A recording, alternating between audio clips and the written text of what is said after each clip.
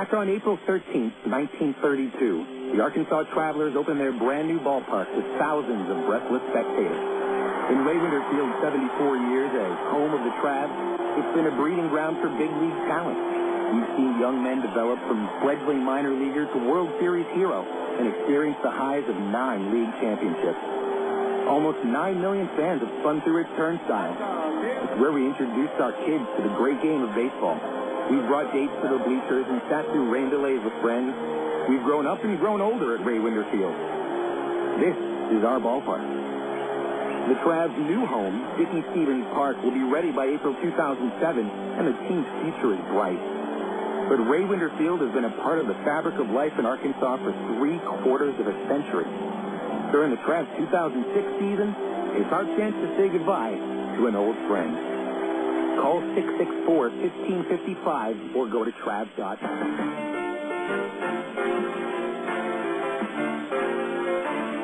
It's time for Arkansas Travelers Baseball.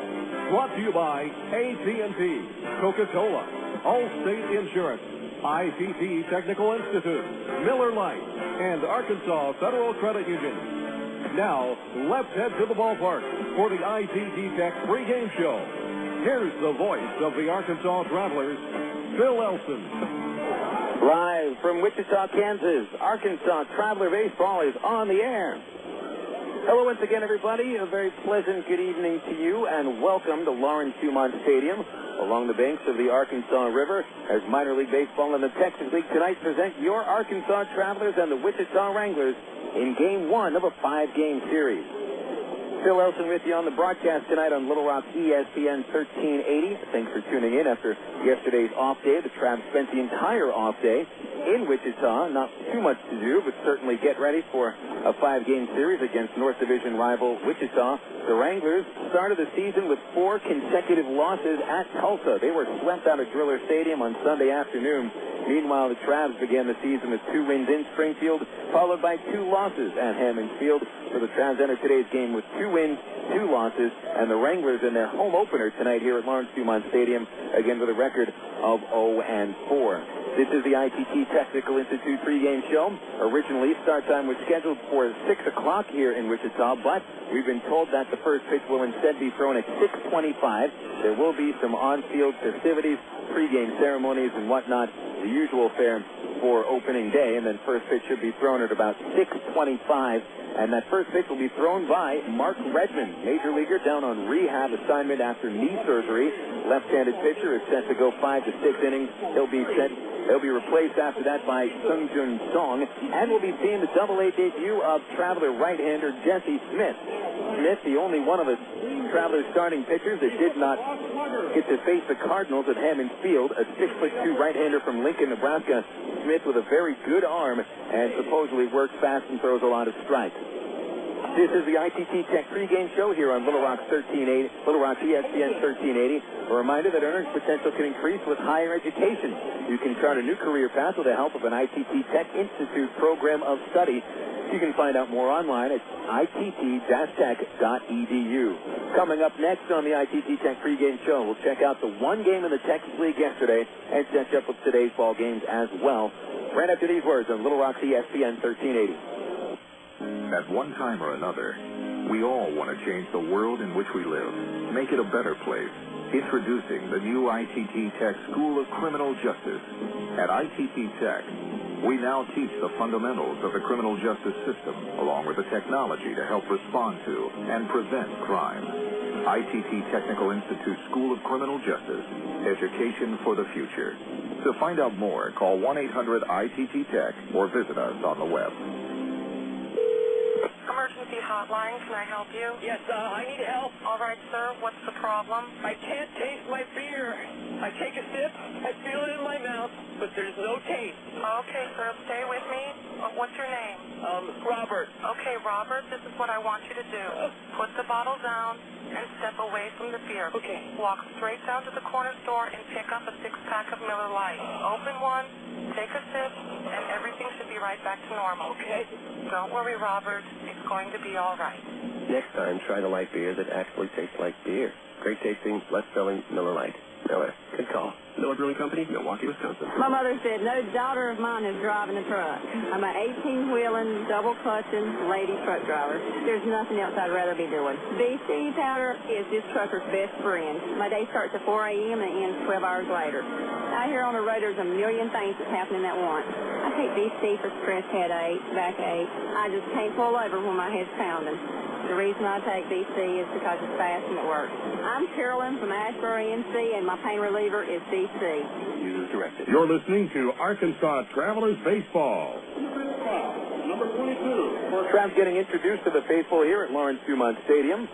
As, again, first pitch will come at about 6:25. You're tuned in currently to the ITT Travs Technical Institute pregame show. There was only one game in the Texas League yesterday. It was not a league-wide off day. San Antonio had their home opener at Wolf Stadium, and they defeated the Midland Rockhounds by a final score of 6-5. That'll put the Mission to the 3-1 record in the early part of the season. Jason Bourgeois with a game-winning RBI double in the bottom of the ninth, scoring Vladimir Valentin, and that sent the Midland Rockhounds to the loss. Winning pitcher for San Antonio, James, after blowing a save, he gets the win, 1-0. Matt Lynch takes the loss. There was no save. And today, both those teams, Midland and San Antonio, are off. They'll enjoy an off day in the Alamo City. And now, Frisco at Corpus Christi with Thomas Diamond taking on Josh Miller, and that's the 7:05 start time. Also 7:05 at Driller Stadium. It's going to be the Springfield Cardinals and the Drillers. Rich Rundle for the Cardinals. Drillers did not announce their starting pitcher. Keep you updated on the games in the Texas League as we go throughout the broadcast today.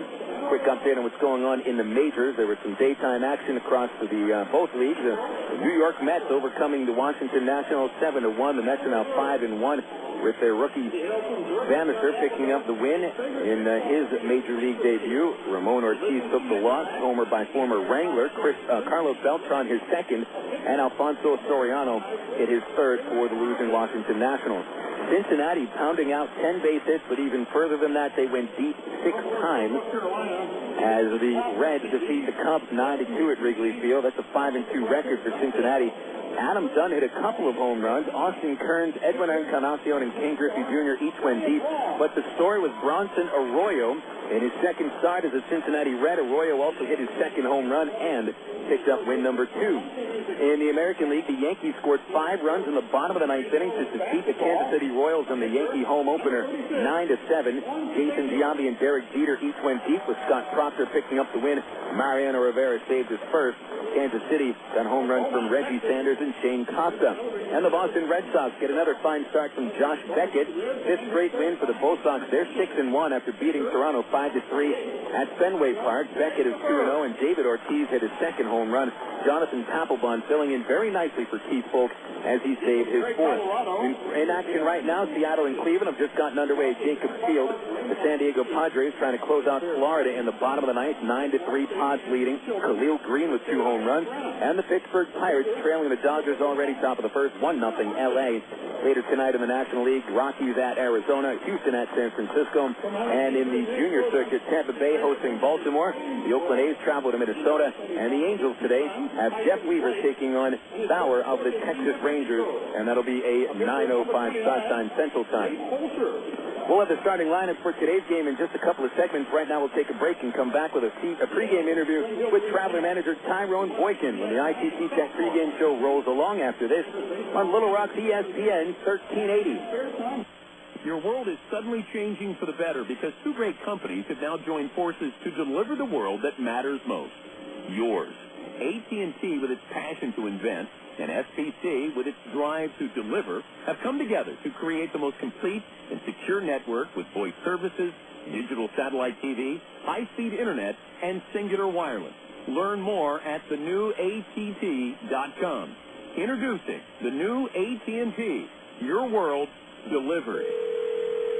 Coca-Cola, this is Mitchell. My friend's brother is a molecular biologist, and he was saying the only way you could have gotten Coke Zero to taste like the regular Coke was to engineer it in space. I would not. Well, no, but think about the whole zero factor, like zero gravity. It makes perfect sense. Zero is for the 0 calories. To stop pretending pretending that you don't engineer Coke Zero in space. Can you do that? I wish I could speculate on that, sir. The next launch. I just want the time for the next launch. Coca-Cola Zero. Real Coke taste, 0 calories. Hey, nobody said quitting smoking was easy, but others have done it, and you can too, with help from the SOS Quit line, 1-866-NOW-QUIT. They'll give you the help you need to kick the tobacco habit. It's free, and it's free of nagging and preaching, too. So call 1-866-NOW-QUIT and get the help you need. What have you got to lose, besides the most dangerous habit you've ever had? 1-866-NOW-QUIT. Call now. This is Little Rock's ESPN 13. Welcome back to the ITT Technical Institute pregame show. Phil Elson alongside Traveler manager Tyrone Boykin here from Wichita, Kansas. The Traveler will be starting a 5-game series against the Wranglers. It's actually opening day today at Lawrence Dumont Stadium. Wranglers coming off losing 4 straight games at Tulsa. The Travs, meanwhile, split the first 4 games against the Springfield Cardinals, then had a very rare road off day. Ty, he just had a couple of off days, about a week ago, 2 days before the start of the season. Maybe not necessarily off days, guys are getting places to live and getting acclimated to Little Rock a little bit, but an off day so early in the season, especially on the road, it kind of makes for a kind of a surreal sort of a setting, being on the road so early in the season, and yet not much to do yesterday. Yeah, it kind of throws you off a little bit. I mean, once you get the season going, you want to get some games under your belt. You want to play. You want to get out there on the field and, just kind of get acclimated to playing real baseball again, and then you have a day off on the road. Nonetheless, it kind of throws you off a little bit. I mean, yesterday, guys, trying to really find things to do, going to the movies, going to the mall. But for the most part, I think it was just a day of just kind of, lounging around. Now, if it's an off day at home, guys have things to do. I mean, especially now because a lot of guys are still trying to get settled in their apartments and so forth. But it's kind of odd having an off day, number one, this early in the year, and number 2, on the road. Well, talk a little bit about the first 4 games of the season at Springfield. It's so difficult to really get an idea of, how your team's going to play just 4 games in. But what things did you like coming out of the series at Springfield? Certainly, I think you'd have to be happy with the aggressive nature of your team, which I know is something that you wanted to make a point of for this year. Well, I think our guys are really buying into what we've been talking about as far as our base running, as far as putting pressure on the defense, and also buying into the fact that, we're a team that's going to have to do things on a nightly basis to put ourselves in position to win. And by that, I mean, hitting and running and reading balls in the dirt. And one big thing for me is going first to third. In each of the 4 games in Springfield, we saw we had a successful hit and run at least once a night. We had a successful stolen base on a read from a ball in the dirt. And we had at least one successful first to third situation. So, these guys are buying into what we're talking about. They understand what the organization is looking for. They understand what Mike Sosa's been talking about. And they understand what we've been preaching over the last 3 weeks of spring training and running the bases. So, I was very pleased to see that. I was very pleased to see that these guys are getting on board with some of those things. And, it's early. You're looking for certain guys to do certain things with the bat. It's still early. I mean, I think our pitching is going to be one of our strong suits. We've got some guys that are aggressive, throw strikes. And I keep telling our guys, as long as we can get good pitching and play good defense, I think we're going to be fine. Ty, I want to go back to the base running a little bit and underscore how important the first to third thing is to get the guy over 2 bases, or even just move a guy from second to third with less than 2 outs. Is it true, do the Angels track exactly how many times each of their minor league affiliates, and down to the player, how many times that a guy takes first to third base, how many times he gives up his at-bat to move that guy from second to third? They really have it down so they know exactly how many times each of their players, and therefore each of their affiliates, accomplish these goals, which are very important to the Angels and the Major League team as well. Exactly right. I mean, from an offensive standpoint, we have what we call a hitting proficiency chart, which is kept every single night, and it has different situations. If you got a guy at second base, and a hitter comes to the plate and he moves him over to third base with less than 2 outs, I mean, that's tracked down. We keep notes on that. And all these charts and all these statistics are sent in nightly to our hitting rover, Ty Van Berkeley, and he logs this into the computer for every single club, every single night. As far as the first and thirds, this is kept also. I mean, I announced it on the voicemail when I called in the game report. I put it on the computer so, Bill Stolman, Mike Socia, all those guys in Anaheim, when they look at the reports, they can see what our guys are doing. And on top of that, the organization is keeping a log of who does it the most at each level because there's a monthly winner at each level. So, it's kind of like a little competition thing amongst the teams in the organization. For a team that might win that organizational award for a month, what would a team get? I know they were getting T-shirts for the person that went first or third the most. That one or two persons will get a T-shirt. But for the club that wins the situational hitting chart each month, it's like a team dinner. Tony Regan's our farm director. He comes out, or he has me go out and take the team to Outback, and I send him the check. So it's kind of a little incentive for the guys to go out and do certain things that the organization is talking about, and help the ball club at the same time. I want to get my order in with the Angels to get that T-shirt for myself. I wanted to say I went first to third, head first, and live to tell about it. Ty, thanks for your time. Hopefully we'll get this series kicked off with a good win. Thank you, Phil. We'll be right back after this with more on the ITT Tech pregame show. But first, we'll make sure that Ty gets that $15 gift certificate to Shorty Smalls, located in Little Rock, North Little Rock, and Conway. This is Little Rock's ESPN 1380. Star Wars Episode 1, The Phantom Menace. Apollo 13. Great films known for their award-winning special effects. To create the magic, Hollywood hires companies like Industrial Light and Magic.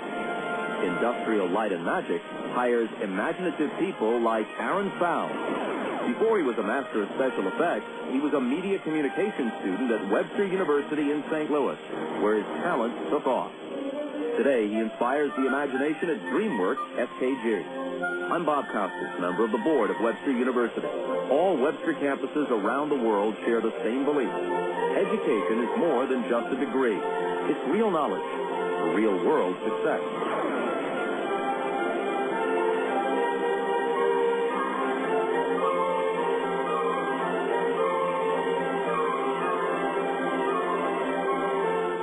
Choose your reward with Arkansas Federal's new Platinum Rewards MasterCard credit card. Cash back, airline miles, or merchandise points, and you'll never pay an annual fee. For a limited time, we'll give you 1,000 rewards points, and you'll get a low 2.9% annual percentage rate on qualifying purchases. For details, call Arkansas Federal Credit Union at 982-1000 or apply online at afcu.org. Arkansas Federal, the official credit union of the Arkansas Travelers. You're listening to Arkansas Travelers Baseball. Welcome back to Lawrence Dumont Stadium as we're coming up to first pitch in about 5 minutes. Let's take a look at the starting lineup.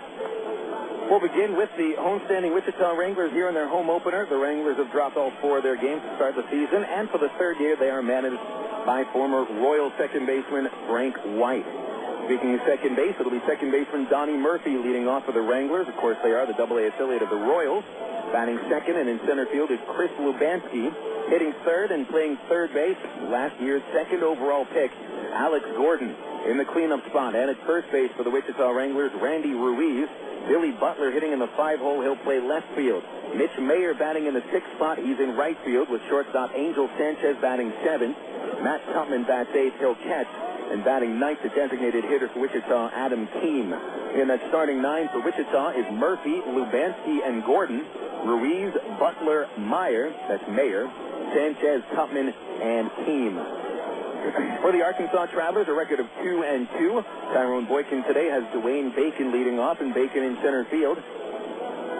Batting second, and as the designated hitter today for the Travs is Aaron Peel. Hitting third and playing shortstop, Brandon Wood. Cleaning up once again will be third baseman Matt Brown.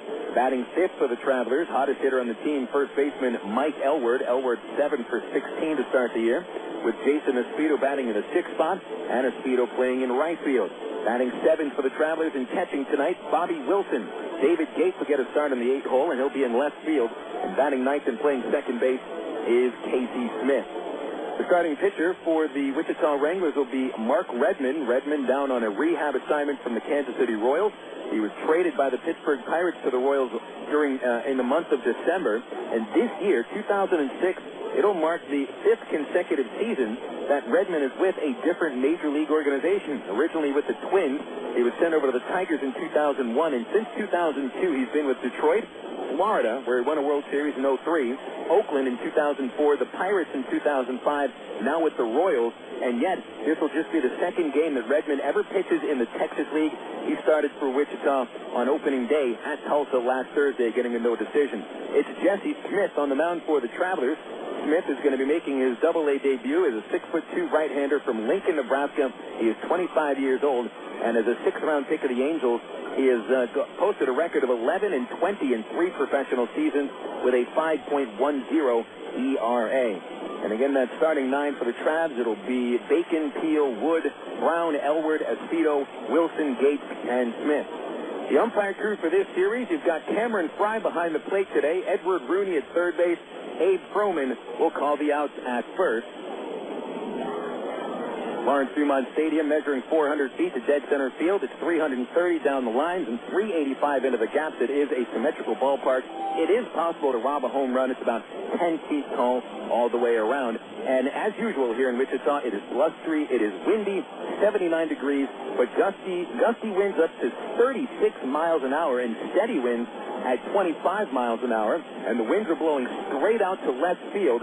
So those left fielders are going to want to be ducking today and probably playing very deep. We've got a lot of players in this game with power from the right side of the plate, and they're taking aim at a gap that's 385 with a strong 25-mile-an-hour wind consistently blowing out to left field. So we may be in for an old-fashioned Texas League slugfest today. As opening day here in Wichita, again, a late start. The Wranglers still yet to take the field. We'll be taking a break just as they do and then come back for the first pitch of this baseball game.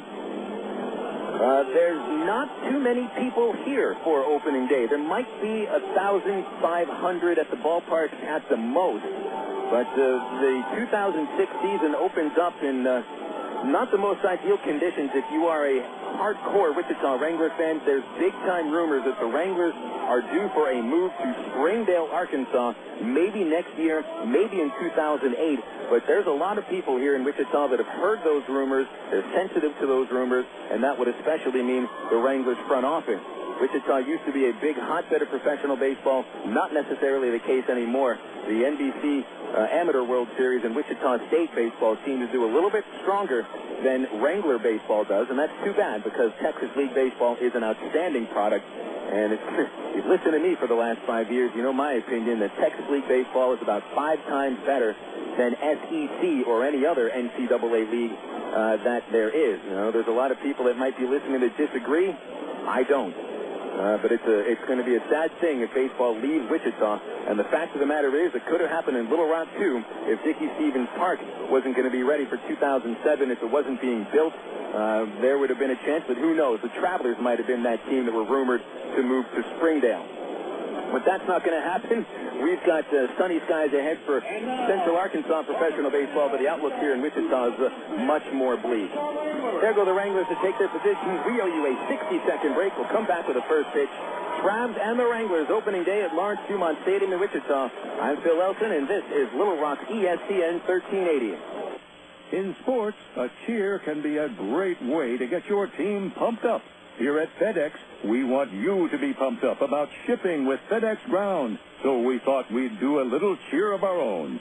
Is everyone ready?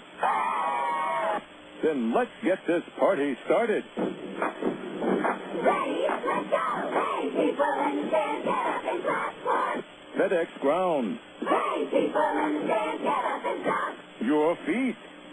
Because FedEx Ground is a reliable and cost-effective way to handle all your day-to-day shipping needs. Stand up. FedEx Ground. Clap your hands, stand up. FedEx Ground. Down the knee. Go, team, go. That was Sticky Fresh. I do not know about you, but I am pumped to the max. Woo-hoo. For more information, go to FedEx.com. Relax. It's FedEx. This is Little Rock's ESPN ESPN 1380. It is time for baseball here along the banks of the Arkansas River. I'm Phil Elton in downtown Wichita, Kansas on Little Rock ESPN 1380. Time for baseball. The Wranglers in their home cream-colored uniforms, the only team in the Texas League that does not have white as the dominant color in their home unis. They are cream-colored, red trim, red caps, red lettering. And one of those caps just flew off the head of the third baseman, Alex Gordon. His hat literally was just taken off his head by the wind, which, as I mentioned, has been gusting up to about 36 miles an hour. And as we start this game about 30 minutes earlier than we usually start Texas League contests, the batters will be standing in the shadows, and the pitchers are just to the cusp of the bright sunlight, which is pouring from behind the ballpark. In fact, that sun right in the pitcher's eyes, perhaps. And that pitcher for the Wranglers is Mark Redmond, veteran major leaguer. Redmond making his second rehab start for the Kansas City Royals AA affiliate. And he'll be going up against Dwayne Bacon. Traveler switch-hitting center fielder steps in. And the first pitch of our game is in there for a called strike at 6:29 in the evening. And game time temperature 75 degrees. It is a comfortable early evening here in Wichita. Here's the 0-1 to Bacon, and he'll dunk underneath a fastball from Redmond and take the count to 1-1 strike. Bacon, Aaron Peel, and Brandon Wood, 1 through 3 in the top of the first as Redmond kicks and the southpaw deals the 1-1. And the fastball missed it inside, and the count goes to 2 balls and a strike. Redmond, not an overpowering pitcher. Fastball in the mid to high 80s. Slider, curveball, changeup. Generally a control pitcher. Here's the 2-1, and Bacon popped up a fastball on the right side to foul territory. Tons of room here, and the wind blows it fair. It bounces in fair territory, but Bacon wasn't running. It's picked up by Donnie Murphy just to the right of first base, and he steps on the bag. And Bacon has somewhat of an embarrassing first at-bat of this series. The wind blew that ball from where it would have landed, probably on top of the Arkansas dugout, into fair territory by about 3 feet. Bacon was just standing there outside the batter's box, expecting that ball to continue to stay foul, but quite obviously this is the first game that Dwayne Bacon has played in Wichita, which is about as wind-swept as a minor league city can get. So Bacon is out. It's 4 unassisted at first base, and now right-handed batting Aaron Peel takes the first pitch low for ball 1. Well, you got to imagine Bacon will hear that from his teammates and from his manager, not running on a ball that landed in fair territory. He should be aboard. Peel swings at the 1-0 pitch and bounces it over the mountain into center field. And Aaron Peel is aboard with the Travelers' first base hit of this ball game. A 1-out single in the first. That'll be Peel's 5th base hit overall. And Traveler shortstop Brandon Wood comes up to the plate. Now batting the shortstop, number 7, Brandon Wood. So Peel is aboard, and here is Wood in his 5th game as a AA player. Wood, over the first 4 games at Springfield, went 4 for 13. He homered in his second AA at-bat, and he drove in 5 runs. Right-handed batter against the southpaw Redmond. He's leaning in, gets the sign. Peel creeps off first, decent lead. Here's the pitch to Wood. It is under the knees, a fastball missing, and it's 1 ball, no strikes on the Trav shortstop. Coming up on deck is third baseman Matt Brown, another right-hander.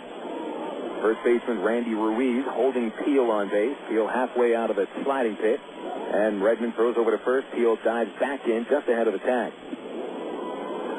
Large Dumont Stadium, a unique ballpark because of the artificial turf surface on the infield and the grass natural turf surface on the outfield. Very slick infield surface. Redmond sets a slide step pitch to the plate, and Wood swings and misses at a fastball up in the zone. And the count goes to 1 ball and 1 strike. Redmond, a big guy. He is 6'5", 245. He lives in Tulsa, born in San Diego. Over his career, 169 major league appearances. Move over to first base, and Peel is back ahead of it. 1 away, top of the first. Peel on base with a 1-out single. After Dwayne Bacon was forced out at first by the second baseman. Redmond, 53 major league wins, 66 losses. He'll send it the belt throw to first. He had Peel leaning, but the throw was a little offline. And Aaron dives back in. Last year, Redmond with the Pirates, and he had his career-high earned run average at 490, posting only 5 wins with 15 losses. The 1-1 to Wood is in there for a strike on slider on the inside corner, and it's 1-2 on Wood. Boy, a difference of 2 years for Redmond when he won a World Series in 2003 with the Marlins.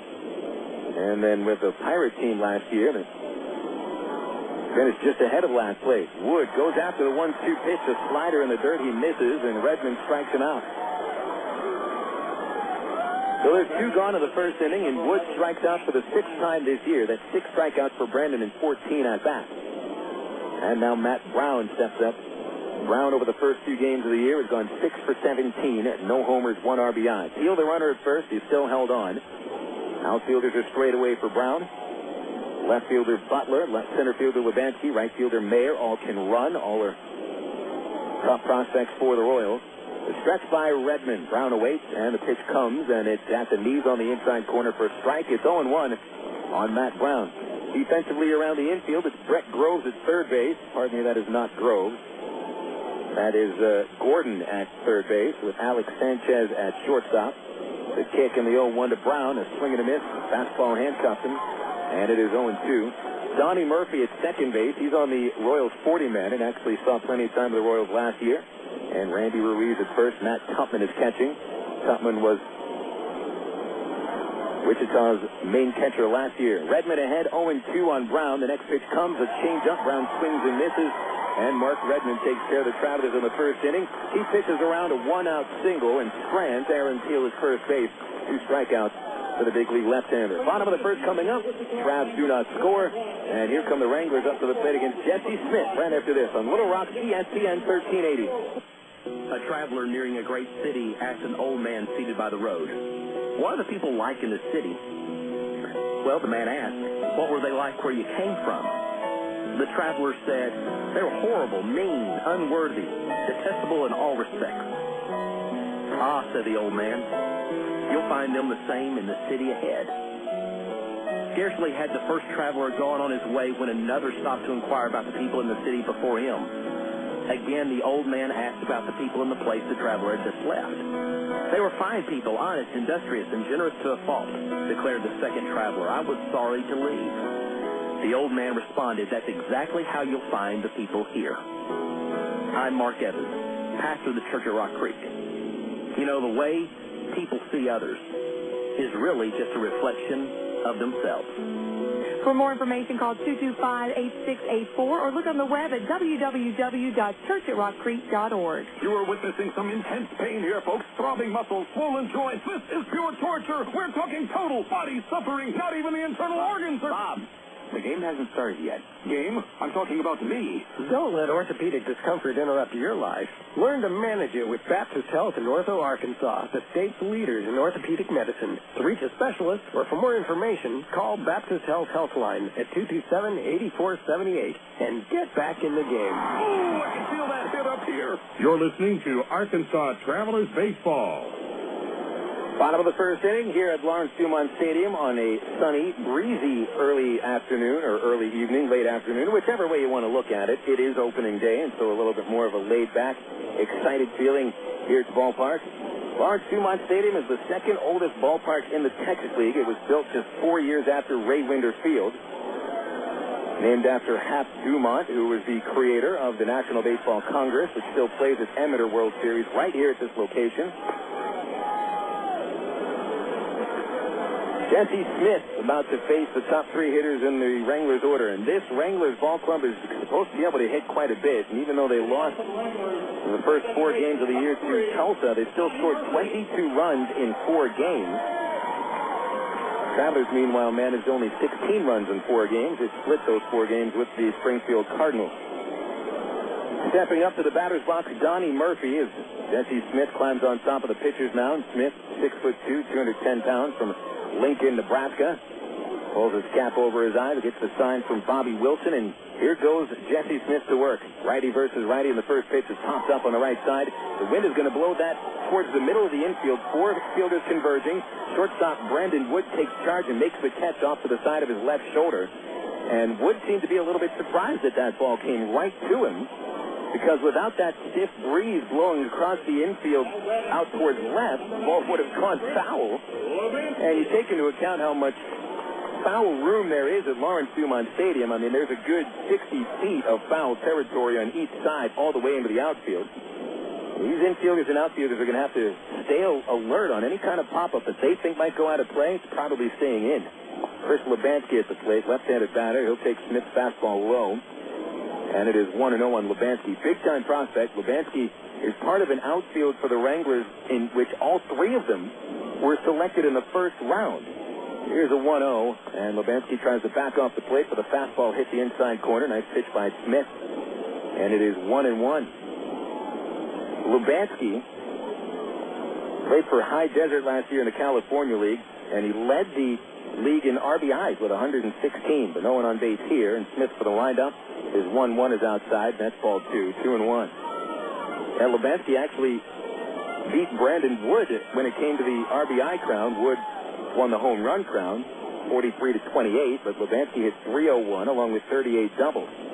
And very good in the outfield, too. Here's Smith's 2-1 pitch. Lebansky takes a fastball called strike 2, inside corner. Great pitch there by Jesse Smith. Right up around the letters on the black, which is not showing on the side of the plate. They've dug that home plate in really good and spray painted it. But you don't see any black on the corners. Here's the 2-2 pitch from Jesse Smith, and Lebansky backs off the plate again, but that time it was inside. Boy, Jesse Smith really throwing a hard fastball so far. He can get it into the low to mid-90s. It's a 3-2 count with Alex Gordon waiting on deck. Smith goes with a first sign, flashed by Bobby Wilson. Steps back, rears, and delivers the 3-2, and he walks him with a high outside fastball. And Lebansky takes his base. Here are the numbers on Jesse Smith over his career. 11-20 is his record. With a 5.10 ERA, he's split some time between the rotation and the bullpen. Last year, mostly as a starter at low single-A Cedar Rapids, where he went 4-6 with a 4.97 ERA, then was promoted to Rancho Cucamonga and was mostly used as a two-inning reliever. 3-2 with the Quakes with a 4.70 ERA. Runner at first, Lebansky, good lead. Elward holding him. The batter's Alex Gordon. He's left-handed. In his first professional season, first pitch comes and it's fouled off the left side out of the ballpark. And it's strike one on Alex Gordon. This is a guy you're going to hear a lot about this year, and not just this year, but in the years to come. Gordon, a hotshot prospect from the University of Nebraska. He was the second overall pick last year in the draft. The only one who was selected higher than him was Justin Upton. His brother is B.J. Upton, a big prospect for the Devil Rays. Toss over to first by Smith, and Lebansky is back in there. Says a lot about how the Royals see Gordon in the future. They skipped him right up to Double-A for his first professional season. Here's a stretch by Smith, and Lebansky's still a big lead. Smith at the belt. He's ready to kick the pitch to Gordon. He smacks it inside the line. It is foul down the left field line, and that was foul. Pardon me for saying inside the line. Now it's outside by about a foot, maybe a little bit less. Good-looking inside-out swing by Gordon. Smith came right to the fifth. It is 0-2 from Smith to Gordon with Randy Ruiz on deck. Gordon listed at 6'1", 220 pounds. Nice balanced approach to the plate, and supposedly he is an outstanding fielder. Nothing score, bottom of the first. Wranglers at the plate. They had a one-out walk issued to Lebansky, and now Gordon batting, but Smith ahead 0-2. Infielder set to turn two, and Smith steps off the rubber and looks the runner back to first. Lebansky has not attempted any steals yet this season. He's rated as one of the fastest runners in the KC system. Again, the stretch by Smith. And now the 0-2 comes to Gordon. He swings and grounds on the right side. Chasing it is Smith. Casey, a nice dive to stop it. Gets to his feet and flips to Elward for the second out. And Lebansky over to first. Give a star to Casey Smith on the play. That saved not only a base hit, but probably another base for Lebansky, who could have easily gone first to third. But Lebansky instead advances into second, and this will bring Randy Ruiz to the plate. Ruiz, brand new to the Royals organization. He's bounced around in his career. A big right-handed batter. Ruiz with good power, especially to left field. 6'3", 235 pounds, hulking over the plate. Slightly open to the stance. The pitch from Smith is wildly swung on and missed, as Ruiz came nowhere near a Jesse Smith breaking ball, and the count is 0-1. Ruiz, who is born and still lives in the Bronx, was with the Phillies AA affiliate in Reading, Pennsylvania last year and won the Eastern League batting crown, hitting .349. Good lead by Levansky at second. Smith to the plate with a breaking ball. Ground ball left side. Rolls up the arm of Matt Brown. Nice play. Fire to first and gets the out. And that'll end the first inning for Wichita. No runs, no hits. One runner stranded. We go to the top of the second. The Travs nothing. The Wranglers nothing. On Little Rock ESPN 1380. Did you know that more than 250 Arkansans are currently awaiting an organ transplant? And did you know that every 16 minutes, a new name is added to the organ transplant waiting list? You can help to reduce these numbers by registering to become an organ donor. Call the Arkansas Regional Organ Recovery Agency at 866-660-5433 or visit the Aurora website at www.arora.org to learn more. Become an organ donor. Give hope. In today's busy world, who has time for questions? Where to go, how to get there, what to eat? With over 30 locations in central, north central, and northeast Arkansas, Double B's has the answers. Double B's makes it easy to stop in and get on with your day, wherever you are. Start your day with Double B's Coffee Cafe. Gourmet coffee, better than most coffee houses. Grab lunch on the go with delicious slices from Quiznos, Pizza Pro, Baskin-Robbins, Chester's Fried Chicken, or Subway. Clean your auto with a car wash. And all Double B's locations feature pay-at-the-pump technology, so you're back on the road in no time. Make the most of your time and stop worrying about life's little questions. We've got the answers at Double B's. Dr. Pepper, the taste of originality, Dr. Pepper. Salute individuality, Dr. Pepper. Do what to do, your moment has come. You're not like anyone, nothing better, Dr. Pepper.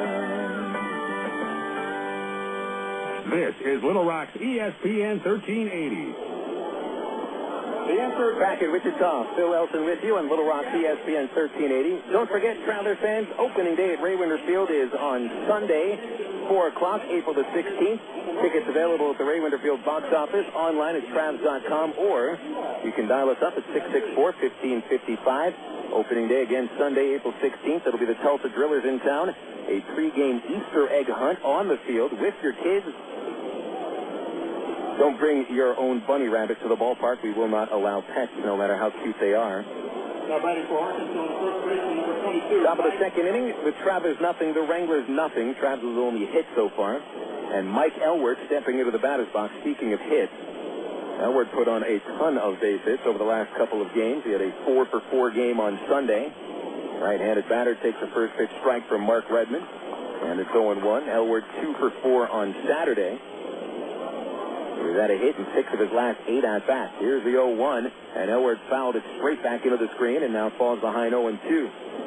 So Redmond has struck out 2 batters in a row after allowing Peel's 1-out single, and he took care of Wood on 4 pitches, Brown on 3, now ahead of Elwert 0-2.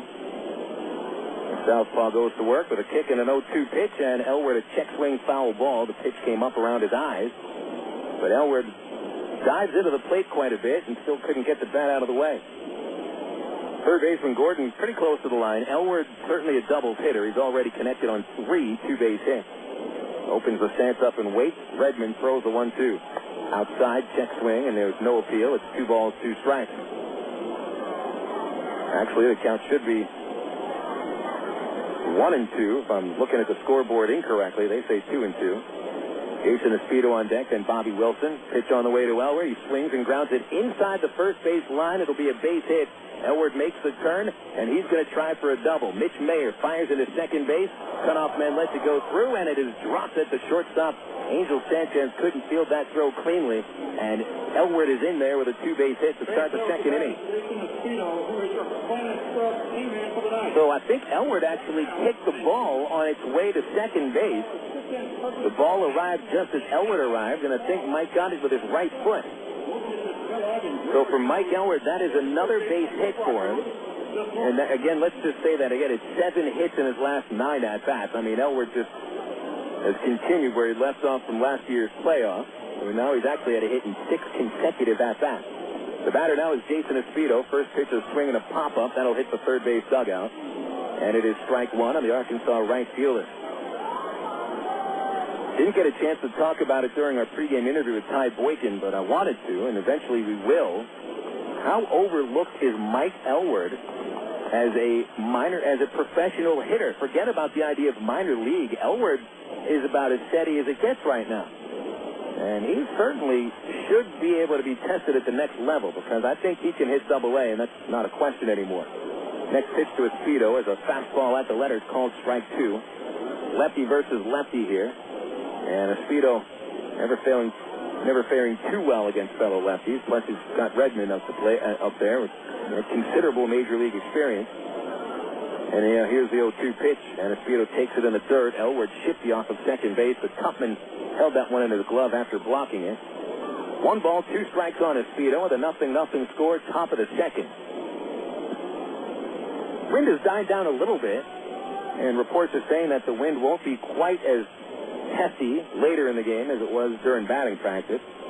1-2 pitch to Espedo. He'll stay alive, a big swing and nothing more than a little nubber back into the screen. Still 1 ball, 2 strikes. You can always tell how the wind is blowing. There's 3 flags down the right field line in the corner, just past the Arkansas bullpen. There's 2 American flags on the top of the scoreboard, which is in left center field. Elwood creeping away from second, Sanchez holding him from short. There's a stretch and a 1-2 to Espedo, missed high and outside. And Espedo now takes the count to 2 balls and 2 strikes. Big gap on the left side of the infield for the Trav left fielder. Espedo is 6 for 15 with 1 home run and 3 runs batted in. Got a duck on the pond right now. Redmond gets the sign. It's a 2-2 count, and the pitch is on the way. Swung on, chopped outside first. Foul. Keith Johnson will pick that clean. And the count still is 2 balls and 2 strikes. Redmond, just another in a long line of major leaguers that have had a rehab turn in Wichita, with Wichita just about 2.5 hours away from Kansas City. A very easy drive. Don't even need to pay for a plane ticket. Redmond ready, and another 2-2 to Espedo. Takes strike 3 right down the middle. Late umpire made one of the goofiest looking third strike ring-ups that you've ever seen. I mean, he didn't reach to the heavens and tear out a yellow page. He didn't punch a boxer in the face. He did kind of like a kick step and a back turn. I mean, it almost looked like he was Frank Drebin from The Naked Gun calling out a third strike at the plate. Maybe that's how it happened in the early 70s. I think that guy was working, but it was a strike. There's no doubt about it. Third strikeout for Redmond. Now the batter's Bobby Wilson, and the breaking ball is low, and it's 1 ball and no strike. It was almost like the plate umpire should have been on Dancing with the Umpires, because he showed a dance move there. Well, it's not that he showed up with Espedo, but I think he's fired up to work a baseball game. The 1-0 to Wilson is hit in the air to right field. The wind carrying it deep. Maier has room at the warning track and to make the catch. Here comes Elwood tagging up for third base. There's no play. Second out of the second inning, and Wilson just missed getting that one out of the ballpark. Redmond, they got him leaning over the plate on a changeup. Did hit it well, but it hung up just a little too high. Here's David Gates at the plate. Gates, the number 8 hitter, getting his second start. David was the last batter of the loss on Saturday at Springfield. Busted suicide squeeze along with Jason Espedo, and then he struck out swinging to end the game. First pitch on the way to Gates. He'll take it under the knees, a fastball missing, and it's 1-0. With Gates getting a start today, Ty Boykin wants to make sure he's in there against the left-hander. And with Gates' aggressive nature, he can go after Redmond. Here's the stretch and the 1-0. It is in there for a strike up around the letters, inside corner. Redmond really showing some of his younger teammates how it's done here. Working inside, outside, nothing right down the middle, everything on the corner. A stretch and a 1-1 pitch to Gates. And that's just a little high, and that's ball 2, 2-1. Elwood at third. He'd led this inning off with a double. Espedo was called out on strikes. Wilson flied out, moving Elwood to third base. And now it's 2-1 of the left fielder Gates with Casey Smith on deck. Lots of room up the middle for Gator. Here's the pitch. Fastball, strike 2 called, right on the inside corner. 2-2.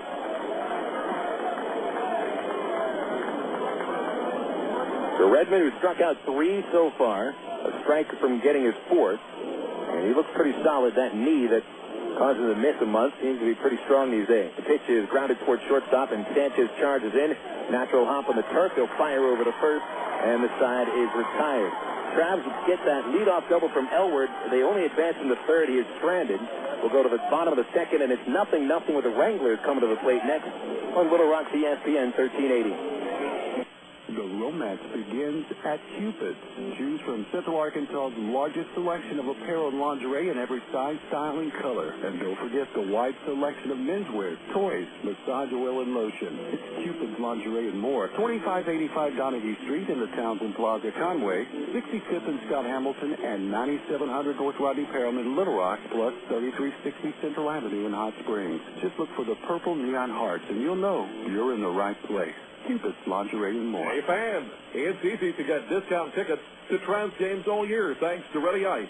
Arkansas's #1 ice company, Ready Ice presents Ready Ice Wednesdays at Wayne-Winder Field. Just pick up a discount coupon for any Wednesday Travs home game anywhere Ready Ice is sold, like most Shell and Exxon gas stations.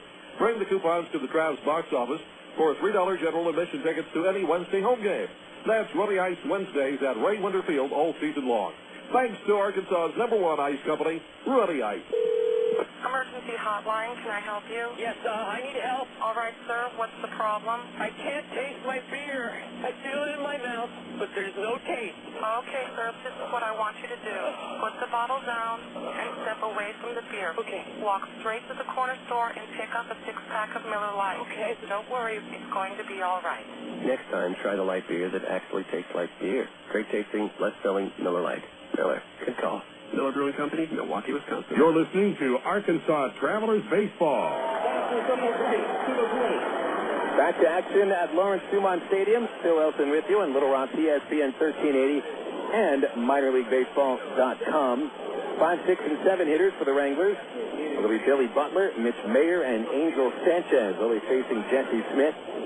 Jesse looking pretty strong in the first inning, needing only 11 pitches to get 3 outs, and he was able to pitch around a 1-out walk. Oh, the Travs in town next Sunday for the start of the home schedule. It'll be a 10-game homestand with 5 with Tulsa and 5 with the Wichita Wranglers. June Elder Good Sports Fun Kids Clinic coming up on the second Saturday of the season. Second Sunday of the season. That'll be on April the 23rd, 2 o'clock against Wichita, but the June Elder Good Sports Fund presenting an on-field kids clinic at 1 o'clock. It'll actually begin at 12:45. So get in there, get early. The first 200 kids will get a free Travs baseball. And that weekend, April 21st and the 22nd, get your Travs magnetic schedules for free when you come into the ballpark. You'll get that Travs magnetic schedule, and it's courtesy of the Arkansas Oral Health Coalition Incorporated and Comcast. Here's Butler stepping into the batter's box as Jesse Smith goes to work a righty versus righty spot here. First delivery, a slider at the knees, nice downward tilt to that pitch. And it is strike 1 on Butler. Butler got some Double-A experience in the month of August last year. Righty in there, swings and grounds it inside the line at third. It'll be a fair ball, possibly extra bases. Gates over into the corner, and he'll pick it up in foul territory with Butler already digging into second base. He's in there with a stand-up double. So Butler, who was part of that golden trio of outfielders, who was a first-round pick in the 2004 draft, 39 doubles last year, and that's Butler's second this season. So each team with a leadoff double in the second. The Travs were unable to bring Mike Elward in, and we'll see if the Wranglers can. Here's Mitch Maier, also one of those outfielders, who was a first-round pick. Left-handed batter, Travs guard against the bunt in at third. First pitch comes on the outside corner for a called strike, and it is 0-1 to Maier. Maier, first-round pick in the 2003 draft out of the University of Toledo. 6'2", 210 pounds, 23 years old. Butler at second, good lead. Wood will back off from short. The 0-1 is grounded outside first. Got a piece of that slider, but a nice job by Smith getting it in on the hands of the left-handed batter. And the count is 0-2. 0-0 our score. Bottom of the second here at LDS, as they like to call it. Some people call it Billy Doo for Lawrence Dumont Stadium. Or Larry Doo, not Billy Doo. We don't know who Billy would be. Nothing in 2 from Smith to Maier with Ángel Sánchez on deck. Maier is 2 for 21 to begin the year. Smith kicks, comes home, and is grounded between third and short. It gets past Wood into left field. Butler was holding to see if it got through. He'll advance to third base. Maier a wide turn at first. He'll hold it first with a single. And the Wranglers are set up with men at the corners and nobody out.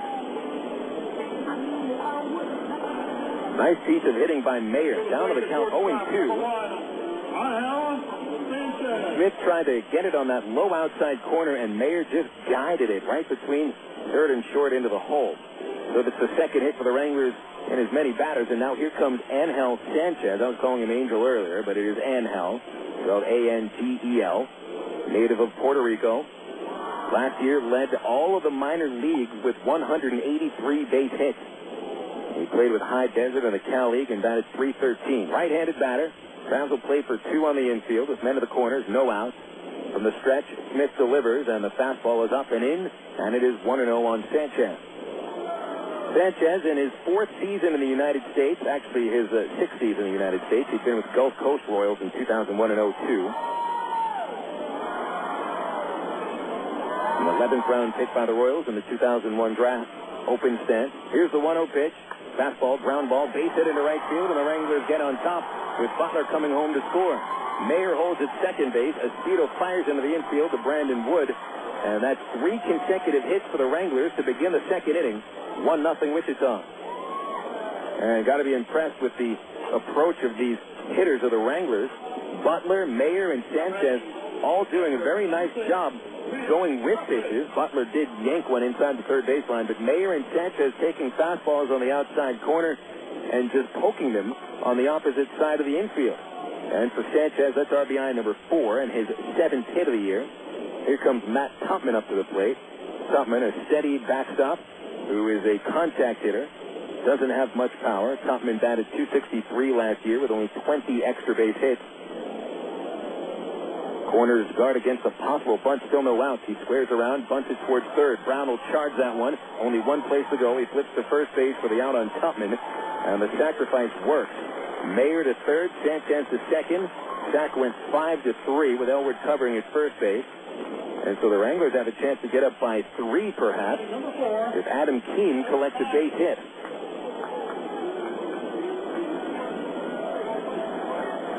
But one thing Keene hasn't done this year is collect a base hit. He is 0 for 12 to start the season with 4 strikeouts.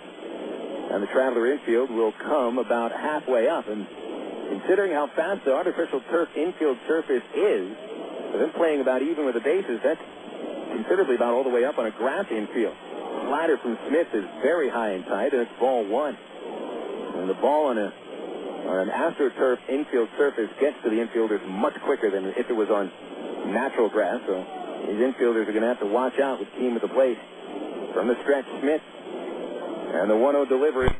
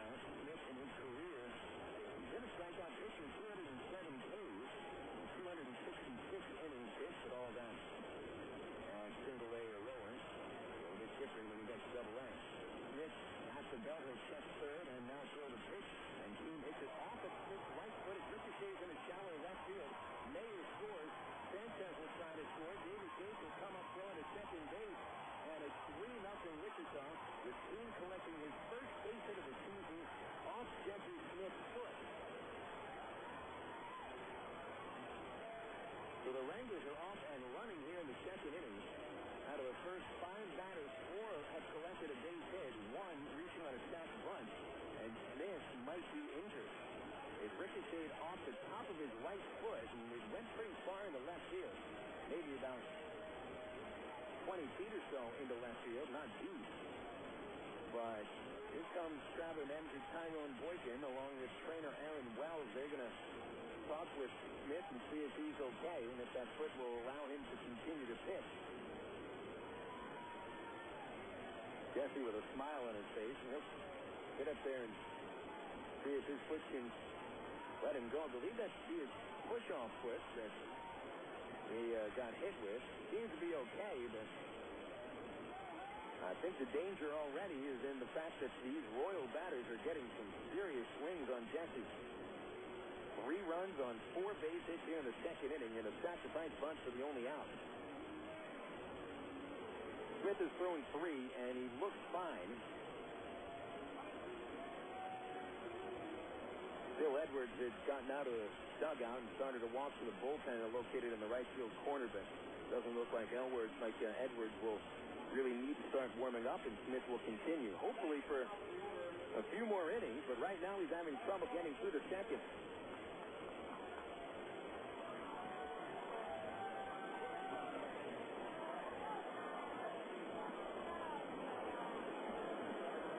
Damaso Espino stepping into the batter's box. Right-handing batting catcher, and he'll take the first pitch high. That's ball 1. A snap throw to first by Wilson. And Keene got back in there.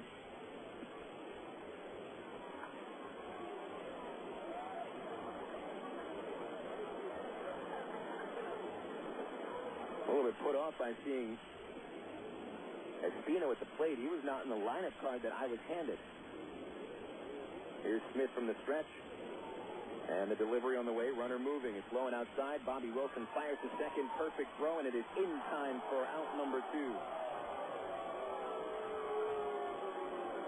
And so that'll be the second out of the inning. Team caught stealing at second. And it goes 2-6 at second base. 2 balls, no strikes on Damaso Espino. And we'll have to figure out what happened with the lineup here. Wranglers do not have names on the back of their jerseys. And here comes the 2-0 pitch from Jesse Smith. Swung on, bounced up the middle, and Brandon Wood gloves that right in back of the base. Flip over to first, will retire the side, and the Wranglers are finished, but they score 3 runs on 4 base hits. No errors, nobody left, and we'll take this game into the top of the third. It's 3-0 Wichita on Little Rock ESPN 1380. When good spark plugs go bad, even a drive in the country is in jeopardy. Hey, spark plugs, let's get Captain Nova some performance anxiety. I don't understand. This never happened before. Yeah, whatever. Car's performance letting you down? Who's this guy? Autolite XT Extreme Performance Spark Plug, ma'am. You seem different from the other spark plugs. I have iridium-enhanced fine wire technology for faster ignition and optimum performance. Ooh, that's hot. Autolite, it's time to change your plug. About 3 months ago, I put a new shaft in my driver, and let me tell you, I am hitting the ball 18 yards farther than I have ever hit in my life. It's the Mitsubishi Rayon Diamante shaft, and it's also won 8 times on the tour this year, including the Masters. For 20 years, Mitsubishi Rayon has built the high-performance shaft in Japan, and now they brought it to America. The Diamante is available in 6 different weights from 53 to 103 grams and multiple flexes. Go to MitsubishiRayonGolf.com, and you too can start hitting the ball farther than you've ever hit it in your life. I guarantee it. It's ironic. They're called answering machines, but they never give you answers. Oh, sure, they tell you so-and-so isn't here right now, but you have no idea where they went or when they'll be back. Of course, with Geico, you won't talk to an answering machine. They have thousands of car insurance specialists standing by, so you always get answers from a real live person.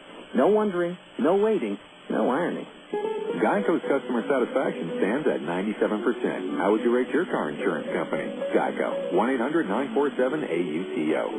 KDXE, North Little Rock.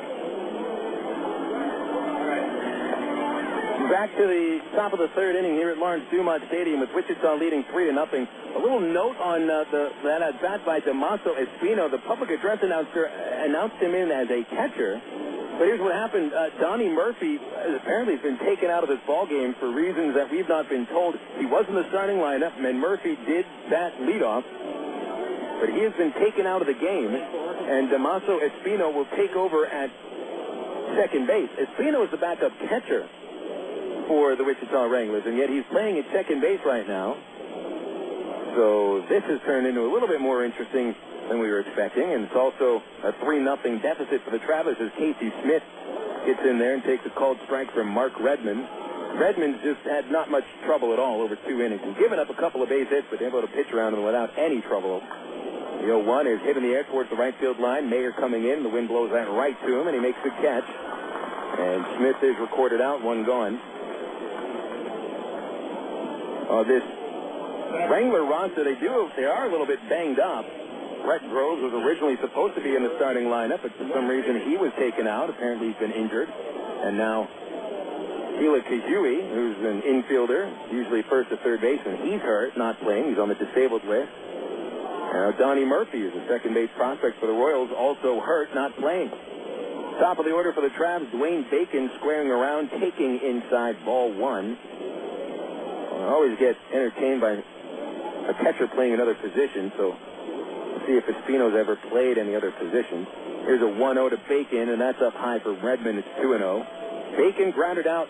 Not really grounded out, but he had a pop-up in the first inning that was originally going to blow foul, but the wind took it fair, and Bacon didn't run. He got forced out at first by the second baseman. The pitch is bunted, and it'll go down that third base line and bounce foul, where Alex Gordon is there to pick it up. Bacon trying to bunt for a hit. It's a little different bunting in Wichita with that AstroTurf infield than it would be bunting on an infield, normal grass or dirt infield surface. Bunting in Wichita is more about accuracy, exactly where you're bunting it on the infield, not necessarily deadening the ball, because it's tough to deaden the ball on artificial turf. Nowhere for it to just die and lie there. Here's a 2-1 to Bacon. He'll swing and tap it along the third base line, and that bounces foul again. It's 2-2. Espino, again, he's a backup catcher for Wichita. He has played infield in his career, and as a matter of fact, he was just converted to a catcher last season, so he's had plenty of time at second base. Not an unnatural position for him. And we'll see if the Wranglers lose anything, putting him out there and taking Murphy out of the game. 3-0 Wichita. Base is empty for Bacon with a 2-2 pitch, and he's hit by that one. Redmond, who's been right on the corners, that time is right on the corner of Dwayne Bacon's left shoulder. Now batting number 5, Aaron Peel. Here's Aaron Peel. Peel collecting a single in the top of the first. He'd be stranded and didn't even make it off the base. Redmond coming back on top. He's allowed a base runner in each inning so far, but that seems to be his modus operandi. Never been a dominant strikeout type pitcher. Stretch pitch. Swing and a miss by Peel. He's ahead of a changeup. 0-1.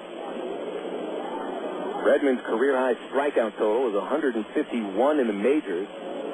But other than that, he's never struck out more than 117 in the Major League season. The 0-1 is swung on and tipped into the catcher's mitt, and now Peel is down to the count 0-2. We've heard a lot about Dwayne Bacon's speed, but we have yet to see him even attempt a stolen base. Bacon out to a decent lead, but it's an 0-2 count, and Redmond throws the pitch very high. Nice job by Tupman getting out of his catcher's crouch to bring that one down. 1-2 to count on Peel.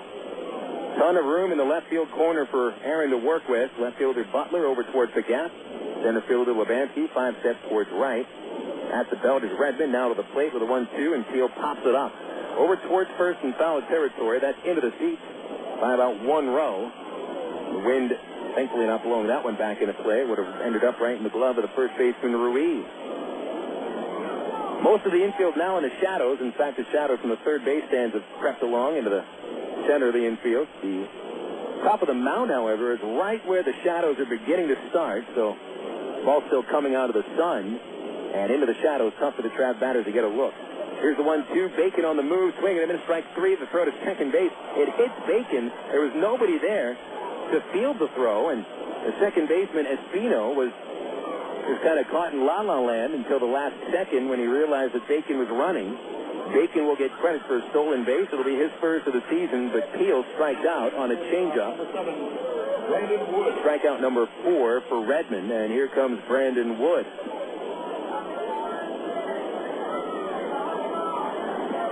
Wood He struck out on 4 pitches in the first inning. Brandon had a taste of Major League pitching at spring training. He was a non-roster invitee for the Angels. First pitch, he'll swing and foul. It's at strike 1. Brandon didn't fare so well in Major League spring training games. I know he had 1 hit, and it was a home run.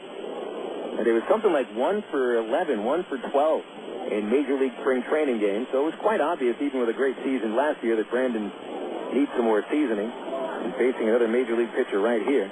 Pitch on the way. Called strike at the knees. And it is 0-2 on Wood. 3-0 Wranglers. A 3 spot on the bottom of the second. We're in the top of the third. Trapped 2 hits. Wranglers put up 4 base hits. Redmond looking in for strikeout number 5. He's at the belt. Now he comes to the plate to Wood, and Brandon swings and it's a high drive to deep left field. Butler bats that over his head and off the very top of the wall. Bacon around third scores no problem. Wood coasts into second, a stand-up double. Now the Travs are on the scoreboard. It's now 3-1. Boy, Redmond made a mistake there. He tried to come higher than the strike zone, but he came up in the strike zone, and Wood just crushed that ball off the yellow home run line at the very top of the left center field wall. And so for Brandon Wood, that's RBI number 6. And you can really get the sense of how important Wood is to this Traveler lineup. That's the Travelers' 17th run scored.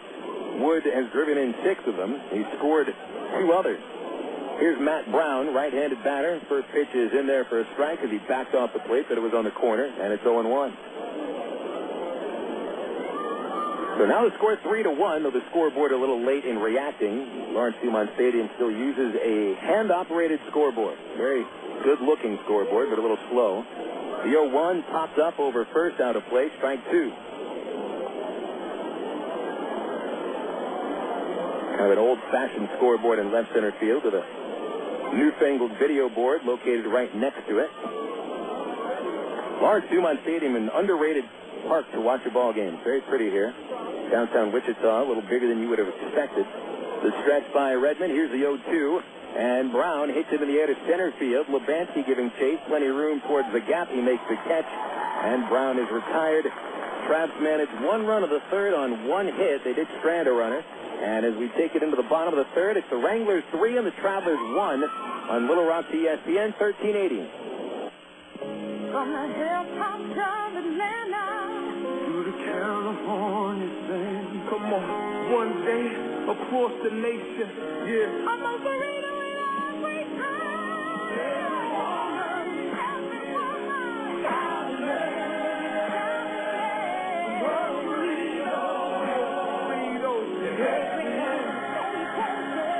Most Doritos, 4834 North Hills Boulevard in North Little Rock by Kroger's at North Hills and McCain.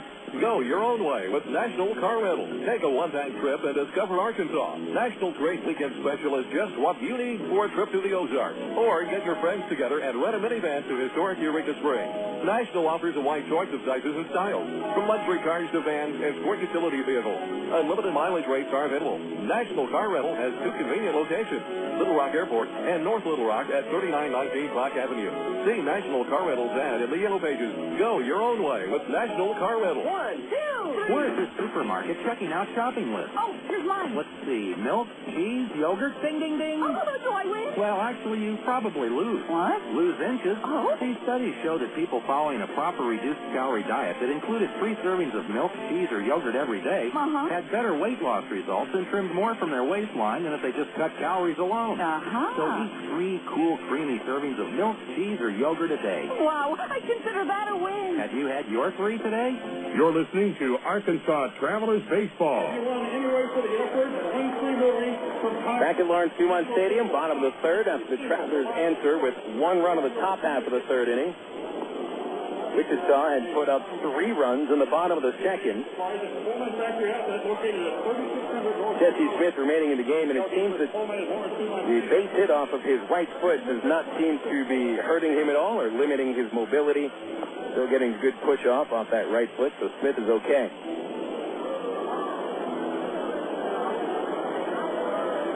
Bill Elson with you on Little Rock's ESPN 1380. Tomorrow night, a 7 o'clock start time. ITT Tech pregame show 6:40. 11 in the morning on Thursday for our first Screaming Kids Day of the year. better known as School Day. 7:30 Friday, 7:10 pregame show, and then we wrap up this series Saturday night, 7 o'clock. Number 2 batter Chris Lebansky is batting now for Wichita, left-handed batter. Jesse Smith comes home with a fastball on the inside corner. Lebansky walked in the first inning and advanced to second, but that's as far as he went. Smith back to work. The right-hander winds up, and a slider is swung on and missed, and it's strike 2 to Lebansky. Lebansky's been a strikeout guy, but he's also been a power RBI guy in his 3-year career, but he really busted onto the scene last season. 28 home runs, 38 doubles at High Desert. The 0-2, high and tight, ball 1. Many of these players faced each other last year. Kansas City was in their first year with an affiliation in High Desert. That's in Adelanto, California. It is the desert, and it is high. Crabs affiliated Rancho Cucamonga. Chopper on the right side, coming on second bounce. Casey Smith is there to pick it and flip it to first, and there's one away. Lebansky back in the dugout. He's 0 for 1. Alex Gordon coming up next. One thing I would add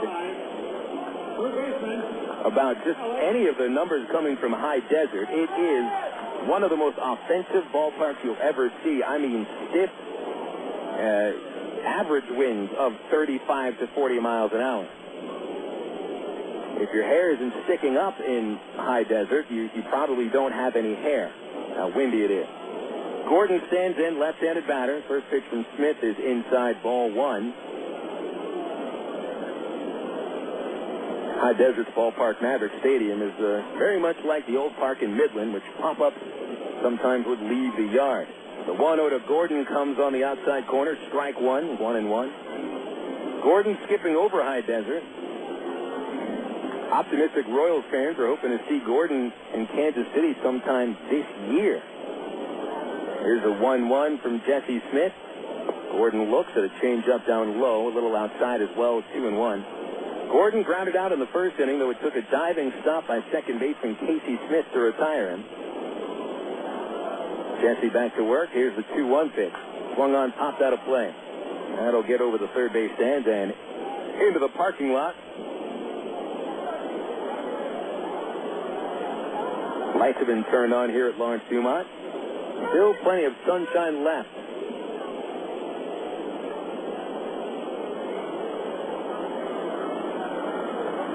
Smith kicks and the 2-2 to Gordon is low, a slider missing, ball 3.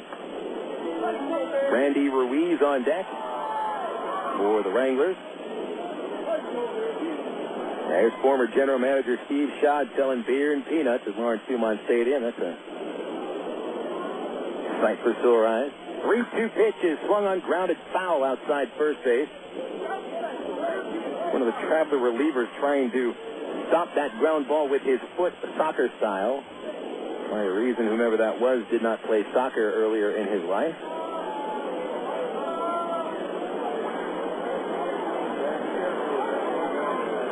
Still a full count from Smith to Gordon, nobody on base. 3-1 Wranglers, bottom 3. Here's the pitch. Swung on, tapped at the plate, foul. It bounced off the batter after hitting the plate. And so Gordon fouled off 3 of the last 4 pitches. University of Nebraska has been a talent factory for Wichita. Former Texas League All-Star first baseman Ken Harvey also played in Lincoln, as did Gordon. 3-2 pitch again, and another foul ball in the air this time over third base and way out of play. That ball actually had home run distance on it, but it was foul from the word go. It's actually foul from the word swing. So now Gordon's fouled off 3 consecutive and 4 of the last 5. We got a battle here. Smith back to the windup, and the 3-2 on the way, and it is fouled on the ground outside first. Gordon's right on these pitches. Whatever Smith is throwing isn't fooling him. Gordon's fouled off 4 straight now.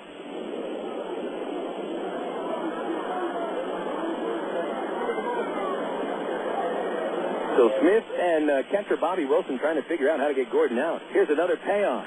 swinging a high bouncing ball on the right side, gloved by Elwood on the bounce. He will sprint to first and beat Gordon there, and that's out number 2.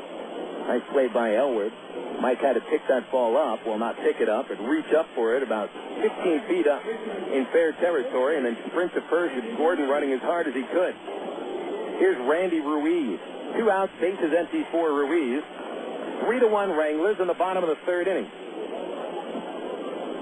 Ruiz left the runner at second base after grounding out of the 1st inning. Right-handed bat opens the stance. Smith gets the sign and goes to work. First pitch on the way. Swinging a high fly ball to deep right center. Espedo giving chase, but that one way out of here. And a solo homer for Ruiz, his 2nd of the year.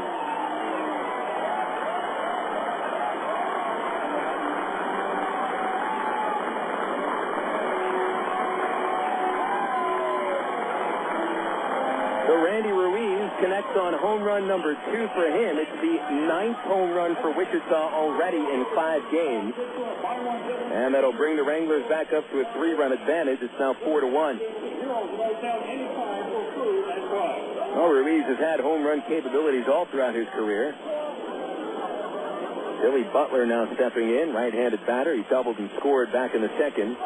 And Smith comes high and tight with a slider. That's ball 1. For Ruiz, that is his 102nd career homer. He did 27 of them last year. And a little more than only half a season in Reading. The 1-0, a big swing by Butler, and a foul straight back. 1 ball, 1 strike. So Smith is the 3rd consecutive Traveler to make his Double-A debut as a starting pitcher. Not faring very well. 4 runs on 5 base hits, everything earned. Here's the 1-1 to Butler. Slider fouled off in the air over right field and over Ye Old Beer Garden. And for some reason, Ye Old Beer Garden is not marked as the Beer Garden anymore. That's a little bit of a bummer. Instead of a big sign up there that actually said Ye Old Beer Garden. But it is the same old beer garden, 3 levels, plenty of tables, plenty of chairs, plenty of frothy beverages. It's a 1-2 count, and the pitch to Butler is chopped toward third base. Off the line, Brown reaches out and gloves it. Plenty of time for the fire to first to end the inning. The Wranglers are finished, but they score 1 run on the homer by Ruiz. Nobody left. 3 innings in the books. It's the Wranglers 4, the Travelers 1 on Little Rock's ESPN 1380. What if there were no bad drivers? What if everyone always followed the speed limit? What if 10-car pileups didn't exist? In a world like that, we'd all be better off. It's why Allstate is introducing 2 incentives to drive safe. For every 6 months you don't have an accident, you'll get cash off your renewal bill with a safe driving bonus. And for every year of safe driving, you'll get $100 off your deductible with deductible rewards. Another year, another $100 off, up to $500. But it's not just about saving money. Safe driving also saves lives. It's time to make the world a better place to drive. That's Allstate stands. Are you in good hands?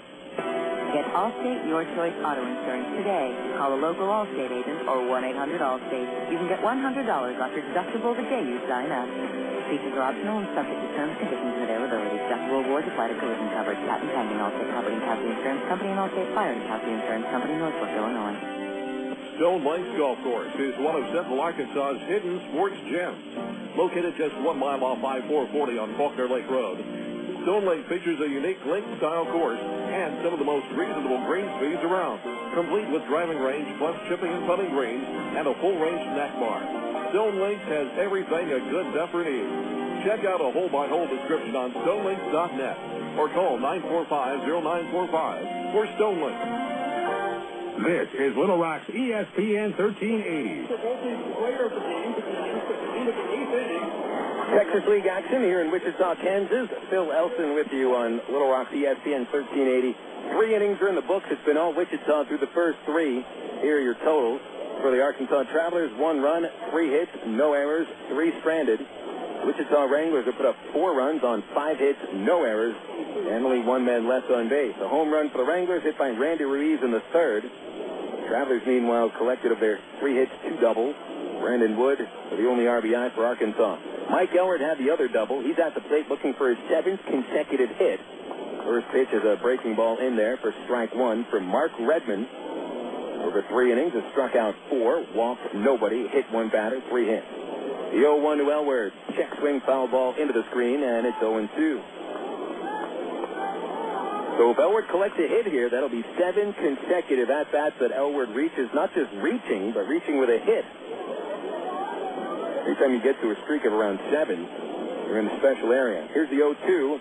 Elward takes a fastball outside from Redmond, and it is 1 ball and 2 strikes. Espedo and Wilson to follow Elward. Elward would make it to third base in the second, but never scored. Here's the 1-2. Elward reached for a fastball and popped it out of play. Over to the first base side, well out of the ballpark. Still 1 ball, 2 strikes. Mark Redmond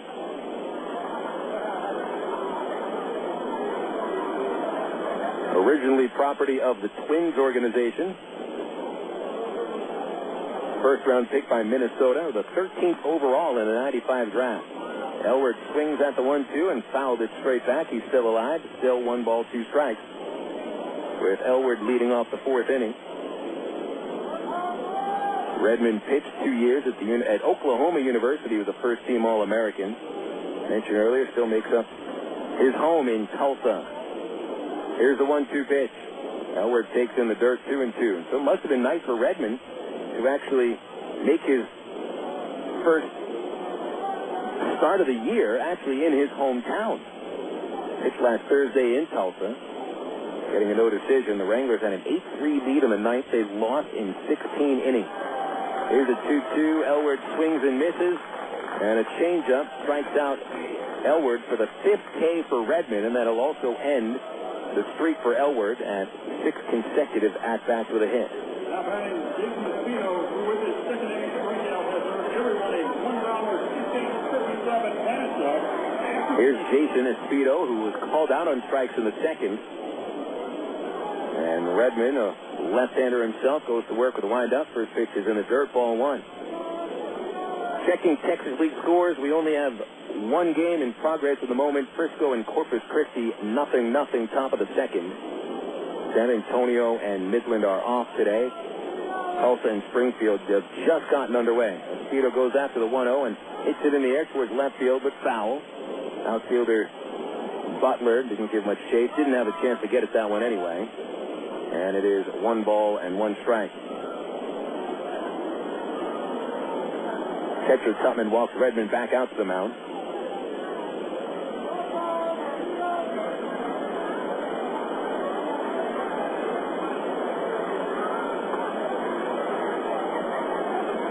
Wichita leading top 4. Here's the 1-1 to Espedo. It is low and outside, ball 2, 2-1. Espedo striking out 4 times now this year after the K in the second. Trav's actually on the propensity to strike out a bit. Espedo pulls the 2-1 pitch towards the right side. Espino was there, but he couldn't field it. It looked like it got between his glove and his left leg. He certainly had that one in his sights. We'll see how the official scorer rules on that one, but one thing is for sure, Jason Espino was on base, and they put up an error charged to the second baseman Espino. So Espino cannot retire Espedo. Here's Bobby Wilson. Wilson flying out to the right field track in the second. He got a ball up into the air, but did not hit it quite hard enough. Right-handed batter waits, takes the first pitch low, ball 1. 1-0 to Wilson, who's now 2 for 10 in the season. No RBIs. Only 2 singles to his credit. Wilson, a contact hitter with gap power. Waits. Here's the 1-0 pitch. Fastball onto the knees, and it's 2 balls, no strikes. From Redmond to Bobby Wilson and David Gates on deck.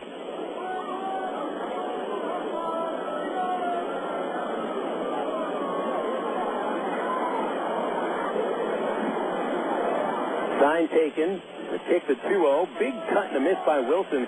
He tried to hit that one in Oklahoma. 2 balls, 1 strike on Bobby. He got a nice hack at that one, but was well in front of a slower breaking ball.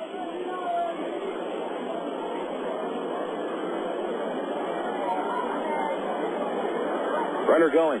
The 2-1 pitch is pulled foul outside third base.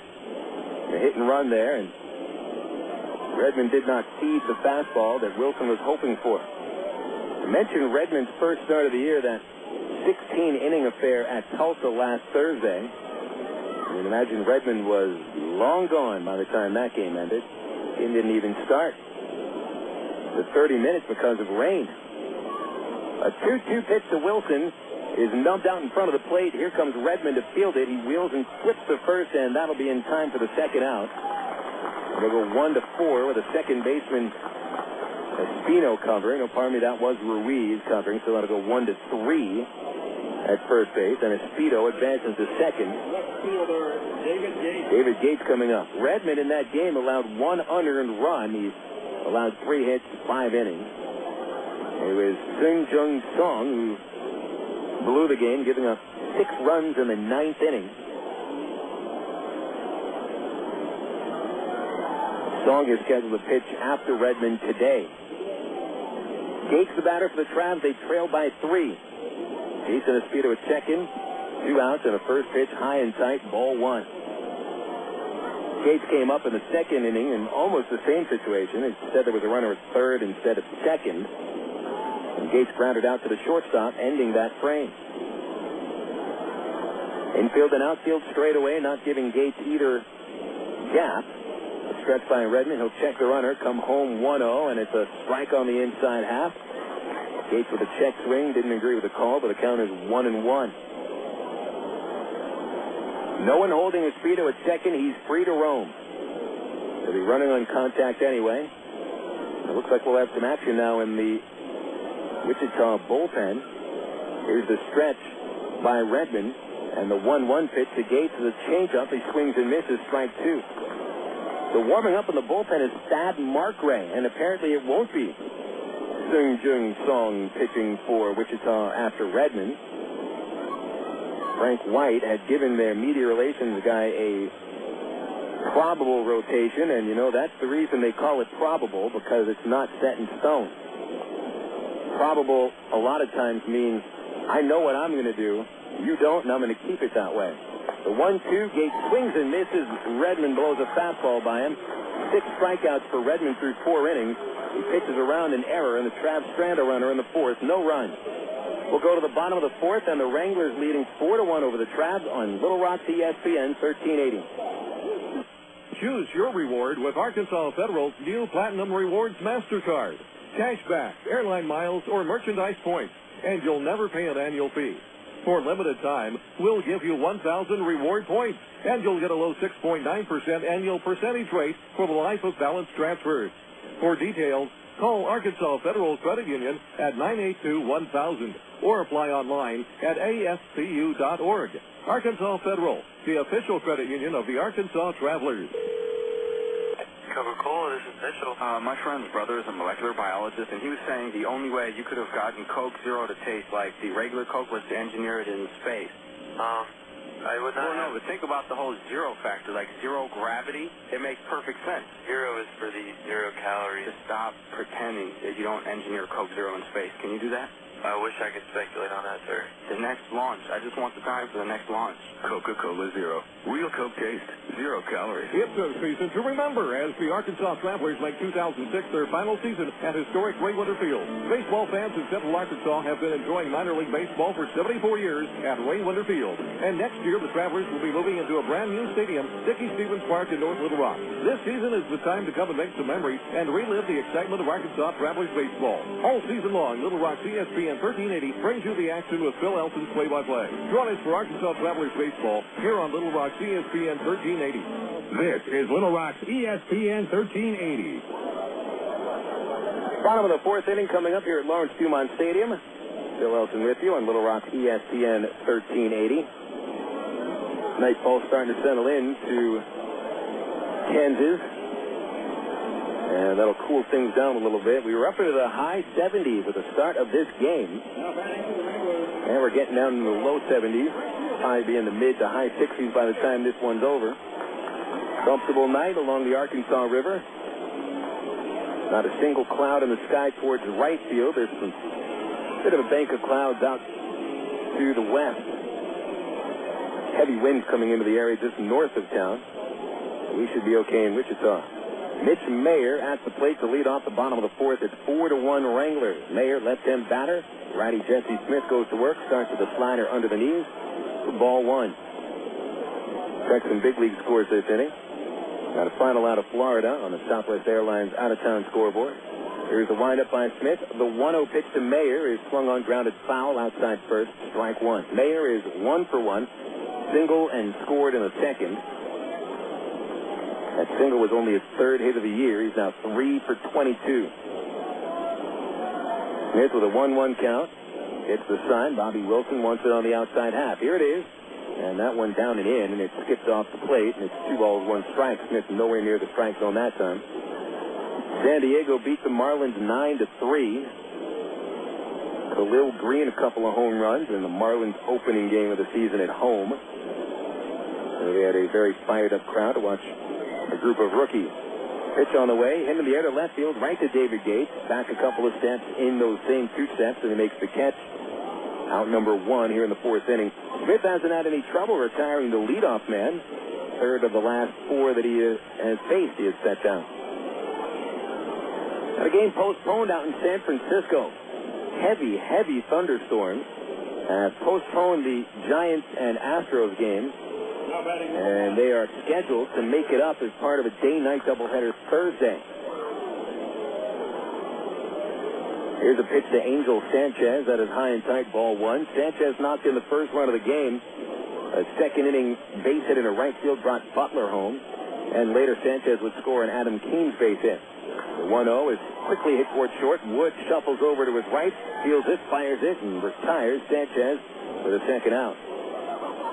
Final scores, Mets over the Nationals 7-1. The Mets are 5-1 so far. The rookie Bannister picks up his first big league win.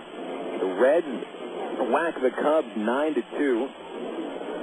Thanks to 6 Cincinnati home runs, including 2 by Adam Dunn and another homer by pitcher Bronson Arroyo.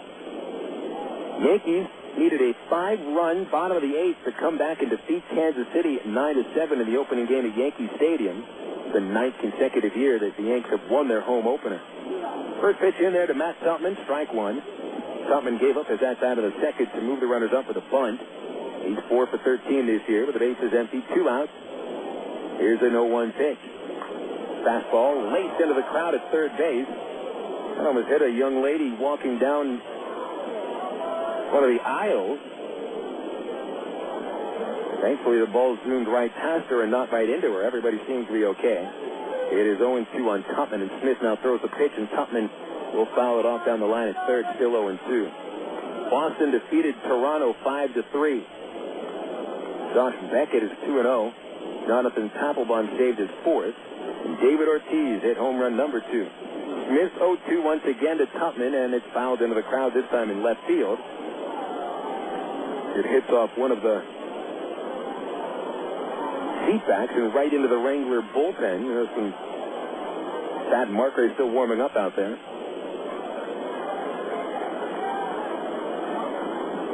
Smith trying to get that out on Tupman. The pitch is hit past him out, up the middle. Wood gets it in back of second. He fires and gets the final out of the inning.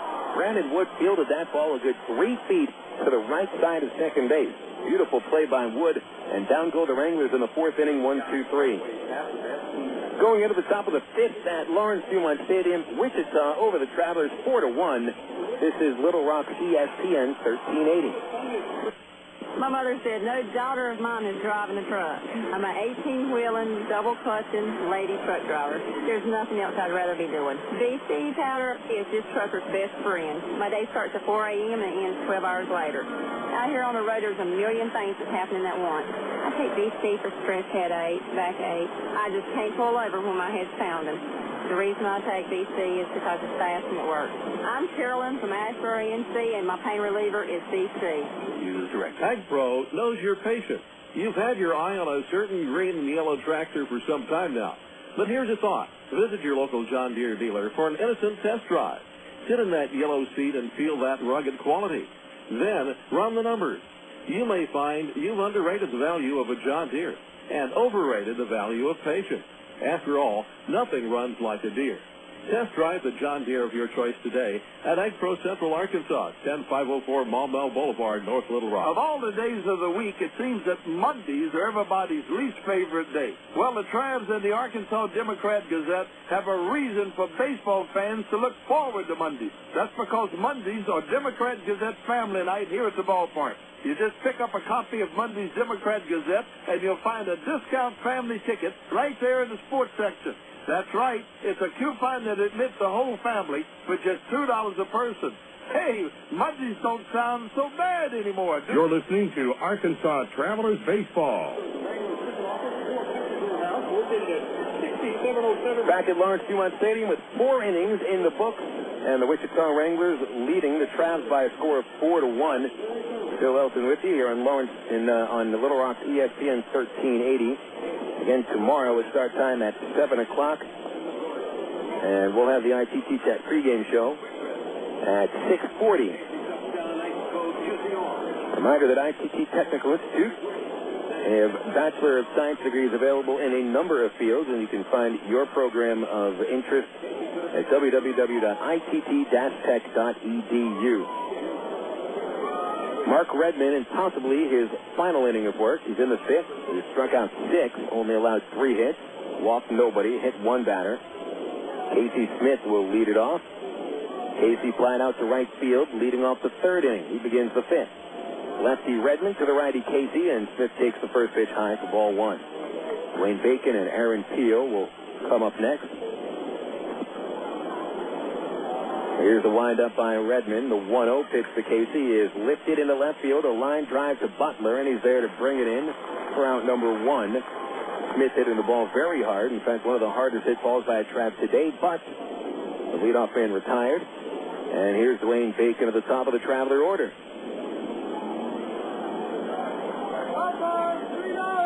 Sun continuing to set, but the sun is shining off the right field fence, off the very top of the fence, and ensuing flagpoles that stand about 40 feet tall just past the right center field wall. Bacon first pitch. He'll chop it along towards shortstop. Backhand by Sanchez. Straighten up, long throw, and Bacon is out by a half step. Bang, bang play at first base. Really nice job by Sanchez getting rid of the ball quickly. He had no time to fiddle around with it. So Bacon is gone. He's 0 for 2. Here's Aaron Peel. Peel singled and was stranded in the 1st. He struck out swinging in the 3rd. Redmond is retired 4 in a row. And the lefty goes to work. Peel takes the first pitch for a called strike, 0-1. Redmond's supposed to be part of the starting rotation for the Kansas City Royals, but right around the same time, the Royals saw that 3 pitchers they were counting on in their starting rotation would not start the season with them. Pitch in the dirt here to Peel. It's 1-1. Right around the same time, Mark Redmond had that knee injury. It required surgery on April 10th. Then Zach Greinke, who used to be the top prospect for the Royals in their rotation, a right-handed pitcher, left the team for unspecified reason. A 1-1 to Peel is outside, ball 2, 2-1. Some people have speculated on the mental health of Zach Greinke, but reports have said he should be returned to the Royals soon. He may pitch in Wichita at some point. Peel goes after the 2-1, and a little foul ball nibbled along the Traveler dugout. So now the count is 2-2. The other one was Renelvis Hernandez, who was a Texas League All-Star pitcher just a couple of years ago, but Hernandez, who was generously listed at 250 pounds, reported to camp at around 265 pounds. He was huge. The 2-2 to Peel has popped up again out of play over first base. Still 2 balls, 2 strikes. I guess Renelvis was living up to his namesake, Elvis. Towards the end of Elvis's career, he was quite large, and Renelvis Hernandez, although he's only about 25 years old, ballooned up to about 270 pounds. Yikes. So he was optioned to AAA. 2-2 to Peel. Swung on, popped up again, and that'll get out of play over into Ye Old Beer Garden. Still 2-2 to Peel. 4-1 the score. Wichita in front, top of the 5th inning. Royals these days actually have a 4-man rotation in the early part of April. They've got Ellerton, Danny Bautista, Joe Mays, Jeremy Affel, but that's not the way they were hoping for their rotation to pan out. Another 2-2 to Peel. Swing and a miss. Strike 3 on the changeup. And for Redmond, he strikes out 7 in 5 innings. The first perfect inning of the game for Redmond. So we go to the bottom of the 5th. It's the Wranglers 4 and the Travelers 1 on Little Rock ESPN 1380. You know, to become the best barbecue restaurant in Little Rock, it takes dedicated people like us here at the Pig and Tick that are willing to wake up with the pigs to make sure that we bring home the best of the best in them hogs. Now, it's not the job for everyone, but you got to do what you got to do to make sure that every day is the best dang hog day ever. And here at the Pig and Tick, it's always the best. We slow cook our barbecues daily, making sure that it's lip-hugging good. Heck, we're known as the Great American Barbecue House here in Little Rock. We're also known around these parts as having the best dang catfish anywhere. So no matter what you're in the mood for, ribs, catfish, chicken, here at Pig and Tick, you'll always get the best meal in town. So come join us for lunch, dinner, or even let us cater your next event. Here at Pig and Tick, we take catering seriously, and we're going to make sure that your event is a huge success. Pig in or pig out at Pig and Tick, located at 7824 JFK in Sherwood. Call us for takeout at 834-5456. And it's the same number for catering, 834-5456. Here at Pig and Tick, people start pigging out at 10:30 a.m. daily and don't stop till 9 p.m. Oh, by the way, did I mention the catfish? Emergency hotline, can I help you? Yes, I need help. All right, sir, what's the problem? I can't taste my beer. I feel it in my mouth, but there's no taste. Okay, sir, this is what I want you to do. Put the bottle down and step away from the beer. Okay. Walk straight to the corner store and pick up a 6-pack of Miller Lite. Okay. Don't worry, it's going to be all right. Next time, try the light beer that actually tastes like beer. Great tasting, less selling Miller Lite. Miller, good call. Miller Brewing Company, Milwaukee, Wisconsin. This is Little Rock's ESPN 1380. Arkansas Traveler Baseball moving into the bottom of the 5th inning here at Lawrence Dumont Stadium. And a reminder, fans, the 2006 Texas League All-Star Game on June the 20th at Ray Winder Field. Tickets are not yet available. You can insure a ticket by buying an Arkansas Travelers season ticket, $210 for a box seat season pass, $160 for a grandstand season pass. Your season ticket to the Travs not only gets you first dibs on the same seats at Dickey-Stevens Park, but it also gets you a ticket to the Texas League All-Star Game on June the 20th.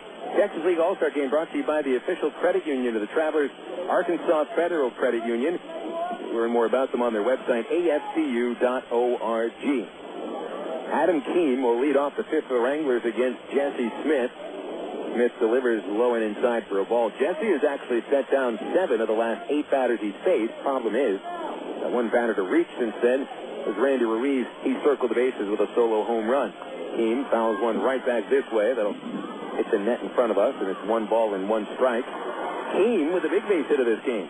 His first hit of the year in the 2nd inning came to the plate with men at 2nd and 3rd, 1 out. He lined one off Smith's right foot for a 2-run single, put the Wranglers ahead 3-0. Now Keene leading off the 5th as Smith rocks back, and the right-hander delivers a slider which is lifted into left field, pretty well hit. Gates back for that. He makes the catch over his shoulder, right at the warning track, route number 2. Nice play by Gator. Top of the order now, and here's Damaso Espino getting his 2nd at-bat. Espino pinch hit for Donnie Murphy in the 2nd inning, and has continued in the game as the 2nd baseman the rest of the way.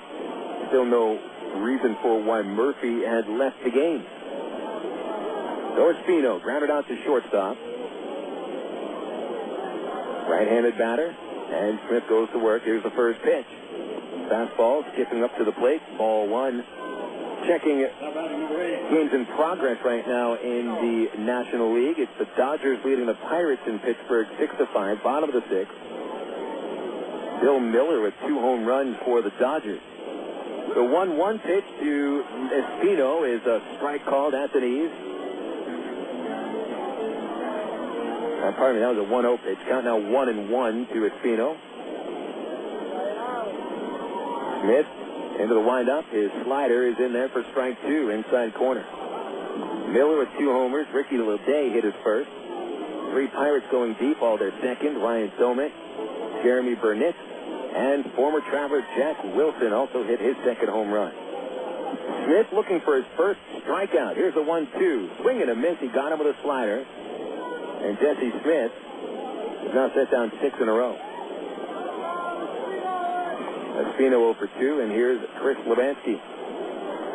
American League games, Cleveland trying to win their 6th of 7. It's the Indians 6 and the Mariners 3. Top 7. Travis Hafner hit his 5th home run. Johnny Peralta, number 1. Orioles, after 5, lead Tampa Bay 7-1 in Florida. Melvin Mora hit his 3rd home run. Pitch to Lebansky. Left-hander takes his low ball 1. Lebansky walked in the 1st, grounded out in the 3rd. Oakland got a homer from Eric Chavez in the 2nd inning. 1-0 A's lead the Twins, top 2. Angels and Rangers later tonight. Jeff Weaver on the mound for the Halos. Here's a 1-0 pitch to Lebansky. Swung on ground ball, base hit into right field. It'll be his 1st of the night. And for the Wranglers, that's base hit number 6.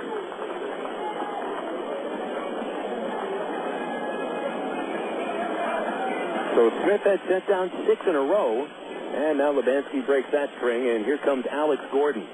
Now batting number 25, third baseman, Alex Gordon. Gordon's 0 for 2. He's tested each of the infielders on the right side, bouncing out to Elward and to Casey Smith. Gordon, a left-handed batter. 7 for 22 on the year. Runner is first, Lebansky, 2 outs. Second baseman deep. Here's a pitch. Swinging a ground ball to the right side. Smith dives, stops it at short right field. From his knees, gets the out at first. Beautiful play by Casey Smith. That was spectacular. Simply, it doesn't get much prettier. Smith used every square centimeter of that glove, and he throws Gordon out from his knees. That was beautiful. No runs, 1 hit, 1 left. And we go into the 6th inning. It's 4-1 Wichita. This is Little Rocky's ESPN 1380. At Gary Eubanks and Associates, you've heard us talk about what we bring to the table. You ask what that means to you. Well, these verdicts and settlements are real results we've achieved for our clients, as large as $19 million for one case. While facts differ and results vary on each case, you should put this experience on your side. Insurance companies notice, and that creates settlement. And remember, at Gary Eubanks and Associates, we'll win your case, or you don't owe us a dime. 1, 2, 3. We're at the supermarket checking out shopping lists. Oh, here's mine. Let's see. Milk, cheese, yogurt, ding, ding, ding. Oh, do I win? Well, actually, you probably lose. What? Lose inches. Oh. These studies show that people following a proper reduced calorie diet that included 3 servings of milk, cheese, or yogurt every day had better weight loss results and trimmed more from their waistline than if they just cut calories alone. So eat 3 cool, creamy servings of milk, cheese, or yogurt a day. Wow, I consider that a win. Have you had your 3 today? Choose your reward with Arkansas Federal's new Platinum Rewards MasterCard. Cashback, airline miles, or merchandise points, and you'll never pay an annual fee. For limited time, we'll give you 1,000 reward points, and you'll get a low 6.9% annual percentage rate for the life of balance transfers. For details, call Arkansas Federal Credit Union at 982-1000 or apply online at ascu.org. Arkansas Federal, the official credit union of the Arkansas Travelers. KDXE North Little Rock. Back at Lawrence Dumont Stadium as we've gone halfway through this one. The Wichita Wranglers over the Travelers at the start of the 6th inning by a score of 4-1. Recapping the game, Wichita got ahead of the Travelers starter Jesse Smith with a 3-run rally in the bottom of the 2nd. RBI single by Ángel Sánchez brought on the 1st run, and a 2-run single by Adam Keem off the pitcher's right foot made it 3-0. Travelers' only run came in the 3rd. Brandon Wood, a double off the left field fence, brought Dwayne Bacon in, but the Wranglers answered immediately with a solo homer by Randy Ruiz. So Thad Markray has come out of the bullpen. He replaces Mark Redmond. Markray, a veteran of the Texas League, working from the stretch as a reliever, and Brandon Wood leads off and takes a curve from Markray outside for ball 1. Markray has pitched for Wichita for parts of the last 2 seasons, is 6'2", 235 pounds, and lives in Spring Hill, Louisiana, right outside Shreveport. The 1-0 to Wood is a fastball for a strike on the outside half, 1-1. Markray is making his 2nd appearance of the season, 2 2/3 innings, 1 hit, no runs, 3 strikeouts. Righty to righty, Wood misses on another breaking ball, and the count now is 1-2. Brandon, a strikeout and a double. Matt Brown and Mike Elward follow. Mark Ray's 1-2 pitch. Fastball, and Wood hits it in the air to right field. Drifting back is Mitch Maier. The wind continues to blow that one. It's got a chance, and it is gone. And Brandon Wood has hit his second home run right into the jet stream here at Lawrence Dumont Stadium. That ball might not have had much of a reason to get out of the ballpark, but it certainly did. And that'll get that score to 4-2.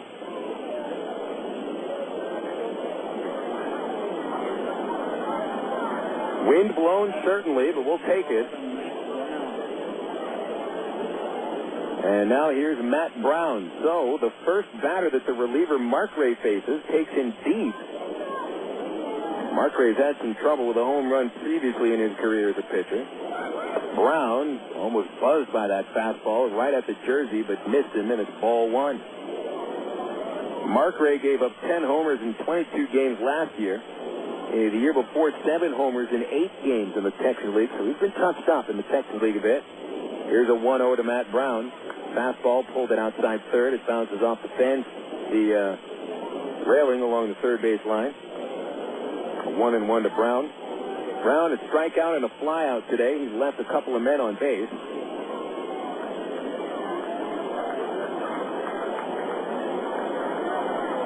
Redmond went the first 5. Struck out 7, only allowed 3 hits and 1 run. 1-1 to Brown, swung on, high fly ball to the left field line. Butler, plenty of room. Ball blows it further into fair territory, and Butler is there for the catch. And that's out number 1, and Brown is 0 for 3. Perhaps saw Mark Ray quite a bit last season. Sometimes he would pitch well against them, other times not so well. Mike Elwood. And Mark Ray's been a long reliever and a starting pitcher. Last year, Travis batted .254 against him. And he carried an ERA at 4.5 against Arkansas. Here's Mike Elwood. Base is empty, 1 out for Elwood. Mark Ray's breaking ball is low, and it's 1-0 on a Trav first baseman. 4-2 our score. Wichita with the lead. Brandon Wood has knocked in both Arkansas runs with a double and his second AA homer. Elwood is 1 for 2 with a double and a strikeout, and he takes one right down the pipe from Mark Ray. 1 ball, 1 strike. Mark Ray used to be property of the Cincinnati Reds. In fact, he was a third-round pick by Cincinnati in 1997. He was a third baseman back in those days. Elwood, hot shot to short. 1 hop. Nice play by Sánchez, sliding to the third base side. He gets up and throws it into the dirt and throws it away. And Elwood is aboard. The ball is backed up nicely by the catcher, Tupman. But Elwood is safe at first, and surprised he an error charged for the shortstop, which would be the second error on Wichita today. Sánchez has already committed 3 errors, and that is his 4th as the official score rules E6. So let's see if the Travs can't do something with this. Here's Jason Espedo, representative of the tying run. The Wranglers up by a pair. Elwood off of first base. He'll be held on by Ruiz. Righty Mark Ray delivers to the lefty, and Espedo pops it up. Giving chase to the third base fence is Gordon. Does he have room? He did have room, but he misread the ball. It landed about 15 feet to his right after Gordon thought it was originally going to go foul and go out of play. So the wind is really a big factor today. It's blown a couple of balls that may have gone out of play back into play. It blew Brandon Wood's fly ball into a home run. Not to take away from Wood's power capabilities. We know that he can hit, but a wind-blown home run is still a wind-blown home run. Back to the stretch, Mark Ray. Count 0-1 on Speedo. The kick, the pitch. Fouled at the plate by Jason. And he's in the hole, 0-2. Speedo was called out on strikes in the second and reached in the 4th inning on the error by the second baseman, Espino.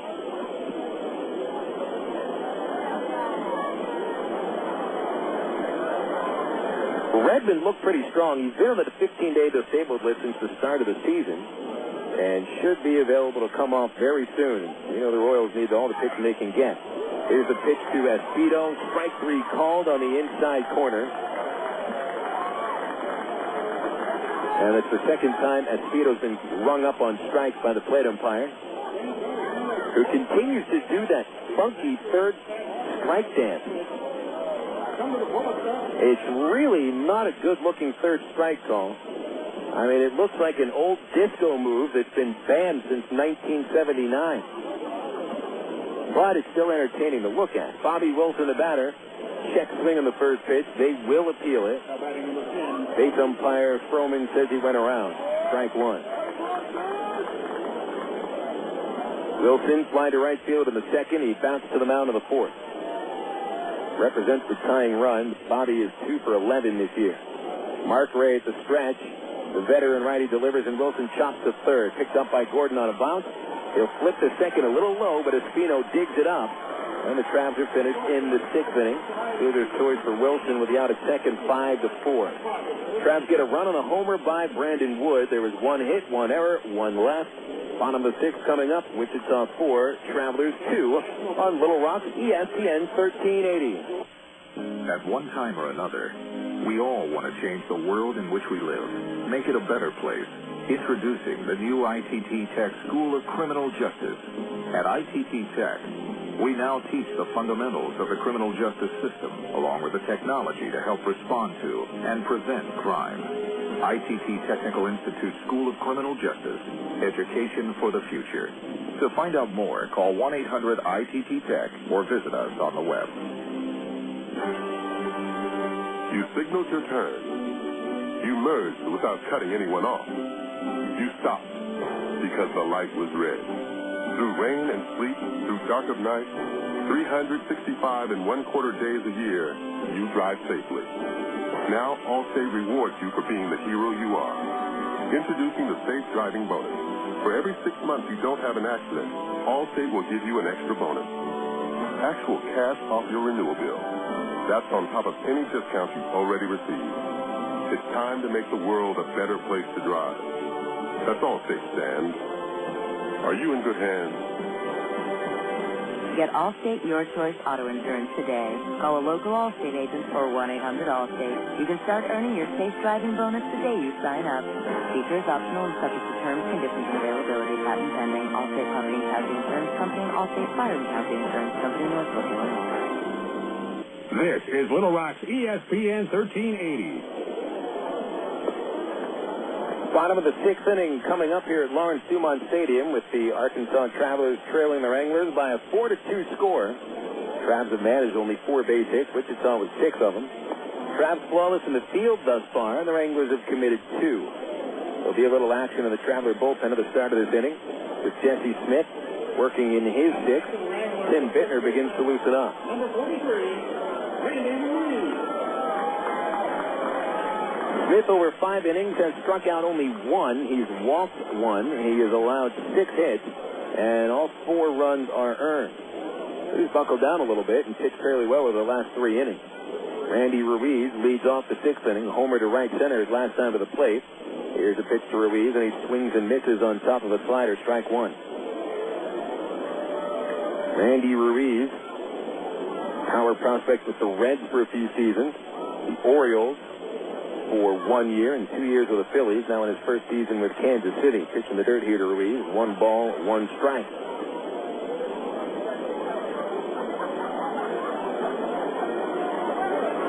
Ruiz has won 2 batting crowns in the Pioneer League in 2000 and last year in the Eastern League. A 1-1 pitch is in there for a strike on the outside edge, and it's 1-2. Following Ruiz is Billy Butler, and Mitch Maier bats third in the inning. Smith, and 2 strikes quite a bit, but only 1 strikeout. The 1-2 pitch, swung on ground to shortstop. Wood comes in, plays it, and fires over to first to retire Ruiz. Wood looking pretty strong at short today. He showed a lot of range this evening. 1 out, and here's Billy Butler. Now batting, your Derby Golf and Country Club long drive hitter, number 16. Butler doubled to begin the 3-run rally in the 2nd inning for Wichita, which right now is the difference in the ball game. They scored 3 runs before the 2nd out of that inning was recorded. And Butler grounded out, ending the 3rd inning. Smith back to work as the right-hander winds up, and a slider hits the dirt. 1 ball, no strikes. The last 13 men to the plate. Smith has only allowed 2 to reach. He really is actually throwing a nice game. The 1-0 pitch is a strike on the fastball, 1-1. That was Maier. How Smith rebounded nicely after he was hit by that line drive from Keene. That begun that string of 11, the last 13 retired. Here's a slider on the 1-1, and that's high and inside. Didn't seem thin enough.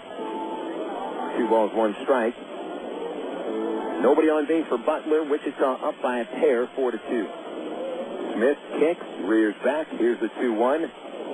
Popped up out of play, right side. A couple of fans with a glove will chase after that one as it bounces over the beer garden and over to a basketball hoop area. Yet another ballpark with a basketball hoop.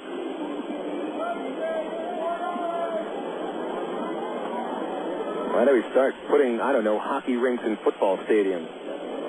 It makes just as much sense. Time called by Wilson. Bobby out to the mound to talk with Jesse Smith. I mean, think about it. At other sports, you never see another sport featured other than at baseball games. You see some ballparks with basketball hoops. You need to practice your free throws at the ballpark. Here's a 2-2 pitch from Smith. Inside, and that'll back Butler off a little bit. Well, there is the occasional ballpark that features a pool, so you can work on your time in the 200 meters. How about coming to the ballpark and watching the game? A novel idea. 3-2 pitch, bouncer to the mound, played by Smith. Nice job there. He rushed the throw a little bit and almost threw it away, but Mike Elward with an error-saving grab, reaching across his body and bringing it in before it sailed out to the bullpen. So, Smith retires Butler and has recorded 2 outs quickly in the 6th inning. Here's Mitch Maier. Maier singled and scored in the 2nd and fly to left field in the 4th. 4-2 Wranglers, bottom 6, and nobody on base. Probably the last out of the Smith faces if he sets Maier down. First pitch is in there for a strike, and Maier tried to check the swing but followed through anyway. Strike one way or the other. And the count is 0-1.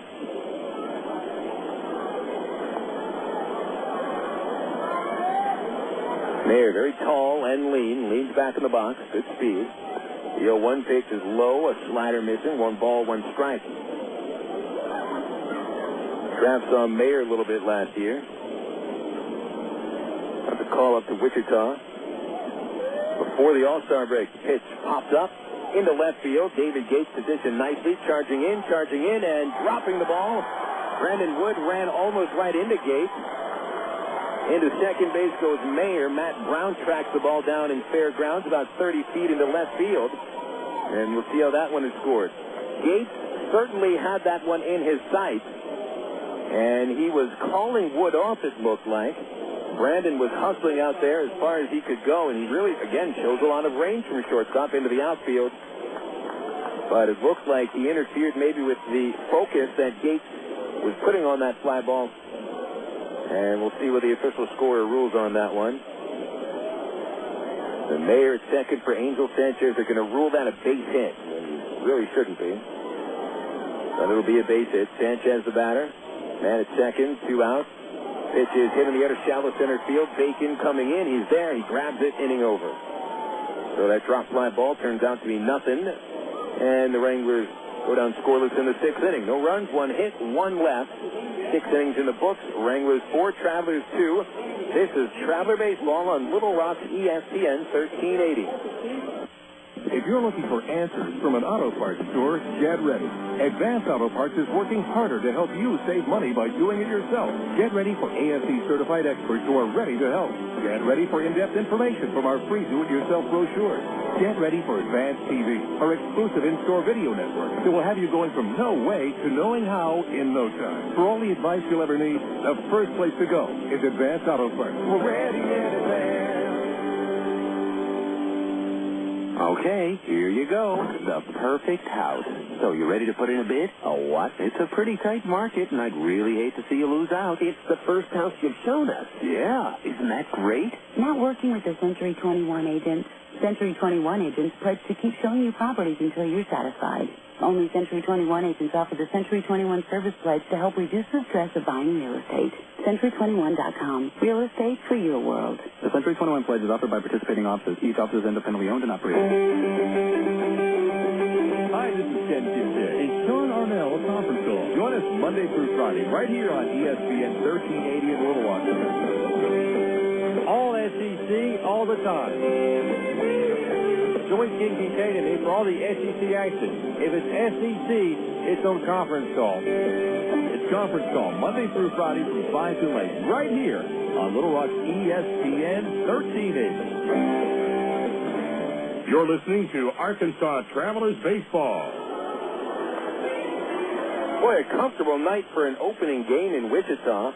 This is going to be the 6th season that the Travs have been sending me out to the road, and this is about as comfortable as I can remember in April in Wichita. Folks, there's been years when the Travs have come to Wichita in the month of April and have played in literally freezing conditions. I remember back in the 2001 season, John Lackey was pitching a morning game for the Travelers when Lawrence Dumont Stadium was inoperable because a storm had flooded center field and knocked out the batter's eye. So we played at Wichita State Ballpark, X-Stadium, beautiful park, but he had to play at 9 in the morning. Travs played in 35-degree temperatures. Thankfully, Lackey, who just signed a 3-year extension with the Angels, threw a 2-hit shutout. Ah, the good old days. Bottom of the 6th inning, Wichita leading with David Gates leading off the 7th with a deep drive to left field. That one is way gone into the parking lot across from the basketball hoop. David Gates with a towering home run. His first of the season on the first pitch of the 7th inning, and the Travs have scraped this one back to a 1-run game. Where David Gates got all of that ball and then some. I think there might be half the ball still flying out towards the river. Goodness gracious, what a shot by the Travs left fielder. So Gates now 1 for 3. Travs have begun the last 2 innings with home runs off Thad Markray. Wood tagged him to begin the 6th. Gates does in the 7th. Now Casey Smith is at the plate. And Smith hits a hard ground ball right to the shortstop. Sanchez, plenty of time. He throws high to first, but Ruiz comes down on the bag with his right foot. Smith almost collided with him, but they just sort of glanced shoulder off of shoulder. They're okay, and the out is recorded 6-3. Scary moment there. It looked like Smith was going to barrel right into Ruiz, and as solid as Casey is, he's not a small guy. 6'2", 200 pounds. Ruiz has him by a good 20 pounds and a couple of inches. Ruiz probably would have won that battle. So that's the first out of the inning. We're to the top of the order now, and Dwayne Bacon at the plate. Bacon facing Markray, so Dwayne will bat left-handed. First pitch is in there for a strike. Low outside corner, 0-1. Bacon today, forced out at first, hit by a pitch, scored, and a ground out to shortstop, all told 0 for 2. Trying to start something in the 7th. Here's the 0-1. Skipped up to the plate for Markray. 1 ball, 1 strike. Totals after, well, to this point, counting the home run by Gates. For the Travelers, 3 runs, 5 hits, no errors, 5 left. And for the Wranglers, 4 runs, 7 hits, 2 errors, and 3 left. Wranglers scored 3 of their 4 runs in the 2nd. Travs to space it out a little. Bacon swings, high fly, dead center field. Levansky back 3 steps, and he makes the catch up at his letters. And Bacon is out number 2. Dwayne now 0 for 3. Here's Aaron Peel. So how about the Travelers powered today? They'd hit 2 home runs in the series at Springfield. And they've already hit 2 home runs in 2 innings today, 6 and 7. Batting the designated hitter, number 5, Aaron Peel. Peel is a DH, is 1 for 3. Single, strikeout, strikeout. Each strikeout swinging against Redmond. And really had the Travs off balance with his change of speed. Righty versus righty. Peel waits. Here it is. A slider, low and outside. Nice eye. Ball 1. Peel, 5 hits over the year, 19 at-bats. All 5 hits singles. Infield fanned out. Lots of room in the left field corner. Here's the 1-0 to Peel. Check swing. Still a Peel. First base umpire says he went around. 1 ball, 1 strike.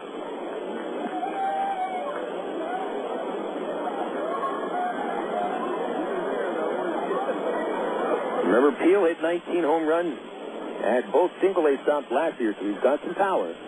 The 1-1 pitch, nice pitch by Markray. Right on the fifth, it's bounced back to the mound. Markray will take his time, fire to first, side retired. Travs manages a 1 run on the David Gates solo homer. 1 run, 1 hit, nobody left. They'll stretch him here at Lawrence Dumont Stadium. Now the Wranglers' lead is 4-3 over the Travs. This is Little Rock's ESPN 1380. Sid Gutierrez had a childhood much like you'd expect growing up in 1960s New Mexico. A lot of sun, a lot of sky, and a lot of dreams about what you might be when you grow up. After school, many of Sid's friends went on to work for local factories and businesses. Some moved away, but none moved as far away as Sid. Sid Gutierrez is recognized as the first Hispanic to pilot a space shuttle, and he's a member of the International Space Hall of Fame. But before he went into space, he went to Webster University. I'm Bob Costas, member of the board of Webster University. All Webster campuses around the world share the same belief. Education is more than just a degree. It's real knowledge, for real-world success.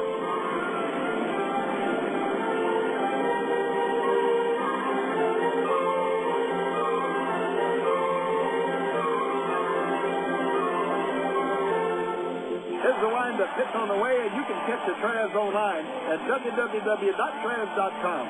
The Arkansas Travelers have one of minor league baseball's most user-friendly websites with easy access to Travs game stories, up-to-date stats, and Texas League standings. You'll be informed about the Travs online at Travs.com. Purchase tickets, Travs souvenirs, listen to the game. Hey, if you could buy hot dogs and popcorn on the website, it'd be like coming to the old ballpark. See us online, www.Travs.com. This is Little Rock's ESPN 1380. Bottom of the 7th inning, and the Travs bring on their first reliever of the evening. Tim Bittner replaces Jesse Smith, and Bittner inherits a 4-3 deficit. Wranglers have been on top ever since the 2nd inning, where they had a 3-run lead, a couple of them actually. The Travs have cut it down to a 1-run game. Wichita 4, Arkansas 3. And at the bottom of the 7th inning, Bittner will face the number 8 hitter, Matt Tupman, followed by Adam Keene, and then Damaso Espino. And with Bittner a left-hander, there'll be a right-hander already warming up in the bullpen for the Travelers. And it is Rich Thompson getting ready. Lefty versus lefty here, and Bittner making his 2nd appearance of the season. Bittner pitched on Saturday, and a no decision, gave up 1 run, 1 hit, 1 inning, and the pitch to Tupman is lifted into shallow left field, and that falls in right between Wood and Gates. Gates bobbles the ball, and Tupman goes halfway to second. He'll retreat back into first base as Gates fires to second. Tupman aboard with a leadoff single, little blooper into left. Bittner, 6'2", 212 pounds from Wilmington, Delaware. And here is Keim at the plate. Keim's hit the ball hard to left field twice. He actually hit one off the pitcher's right foot. Jesse Smith was hit by a line drive from Keim, and it ricocheted in the left field, and that produced 2 runs. Lefty Bittner against the righty Keim. Here's a pitch. It is low, and it's ball 1. So the line on Smith, actually a decent pitching line, even though he gave up 4 runs over the first 3 innings. He settled down and finished with 4 runs, all earned, on 7 hits in 6 innings. All the way around, pretty decent job by Jesse. The 1-0 is low and away with 2 balls, no strikes. Smith walked 1, struck out 1, and allowed the homer by Ruiz. 2 balls, no strikes. Bittner sets, kicks, and delivers. And it is looped into shallow center field, and that will fall in for a base hit. Bacon comes on and picks it clean. Tupman holds it second. And boy, you got to feel for Tim in this situation in the 7th inning. Both batters, neither have hit it hard. But they've just been able to find the right spot to get that ball to land between the infielders and the outfielders.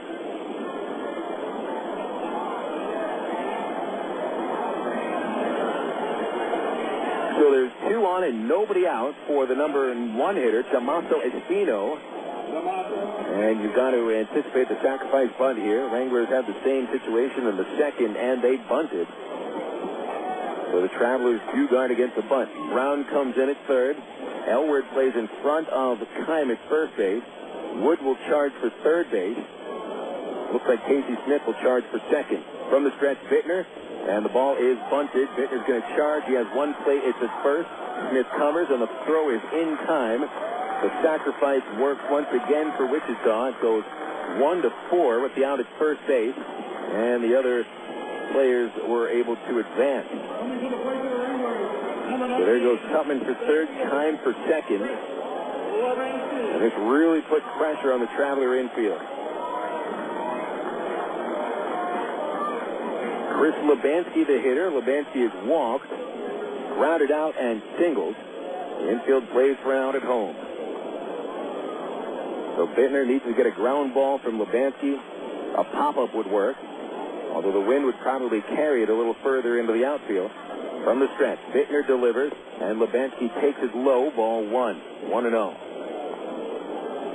4-3, the Wranglers are in front. Wichita out hitting the Travelers 8-5. 2 Wichita errors, none by Arkansas fielders. Bittner behind 1-0, and the pitch is inside. Snap throw to third base, almost in time. Back in there was Tupman. Great throw by Bobby Wilson. And the pitch was called a strike on Lubanski, and it is 1-1. Wilson's really showed a very strong throwing arm. Already caught a man stealing today. Bittner into the stretch in time called by the batter. Lubanski steps out, takes off his helmet. Showing a crew cut, blonde hair. Adjusts his batting glove. Takes a hold of his black bat, digs in. Brown is backed up at third a little bit. The rest of the infield playing up. From the stretch, Bittner ready. And here's the 1-1. Lubanski lines it foul towards the bullpen in right field. Nice swing. Lubanski got underneath and even whipped it around on a pitch inside from another left-hander. Decent looking job there by Lubanski, but he was a little too far in front.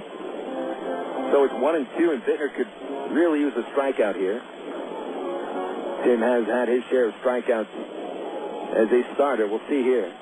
The 1-2 pitch is grounded foul outside first by Lubanski. Bittner with a fastball in the mid to high 80s. Slider's his best pitch, a changeup as well. Converted back into a reliever this season. Tim had even showed some desire of being a reliever last year. Bittner throws another 1-2. Low and away. Nice job by Wilson sliding to his left to stop it. 2 balls, 2 strikes. 9 hits now for the Wranglers, pardon me, with the 2 that they've put up here in the 7th inning. Tupman at third, Kime at second. After the sack bunt, 1 gone. Bittner working 2-2 to Lubanski. The delivery is fouled back. He got another nice swing. And Tim that time challenged him with a fastball around the fifth. Action in the Wichita bullpen in the bottom half of the 7th. They got a left-hander loosening up. It's Nate Holscher. Hit in 51 games last year for Wichita. Bittner ready with another 2-2 pitch to Lubanski. Here it is. And it skipped up to the plate about 4 feet in front, and Wilson had it bounce off his chest protector. So now the count runs full with Alex Gordon on deck. And the Wranglers would certainly love to see him come to the plate with the bases loaded. Bittner trying to respond here at a critical point of the game. Travs have cut the deficit to 1 run. But Wichita threatening. Here's the payoff. Lubanski swings, grounds to second base. Smith is going to come home, and Tupman is out at the plate. He slid around the tag of Wilson. He never touched the plate. Bobby Wilson then dove back towards the plate and tagged Tupman as he was trying to crawl back to home. So that time, the throw actually beat Tupman, but he slid around the tag of Wilson, but it took him around the plate. He never even hit the plate. 4-2 at home. Lubanski to first base on a fielder's choice, and Kime held at second. He did not advance. So now 2 outs, men at first and second. Gordon the batter, and it's still lefty versus lefty. Gordon's 0 for 3. It's taken 2 great plays by Casey Smith to keep him off the bases. Here's a pitch. Gordon takes strike 1 on the inside corner. 0-1. Gordon tested both the first baseman Elward and Casey Smith, and Smith made a spectacular diving stop About 5 feet in a short right field the last time Gordon came to the plate. Bittner set. Here's the 0-1 pitch. Gordon looks down and away. Ball 1. 1 ball, 1 strike. Wranglers up by a run. They've got 10 hits now. Pardon me, they should have 9. I don't know why they put a 10th up there. Here's the 1-1 pitch. Down and in. 2 balls and a strike. As I've said previously, we should learn better than to trust Texas League scoreboards, no matter what ballpark they're located in. So in some ballparks, the scoreboard, it's more like a suggestion than really how many hits, runs, errors, balls, strikes, outs there are. Just a suggestion. The 2-1 pitch. Swing and a miss. Gordon sitting on a fastball. He gets a changeup, and it's 2-2.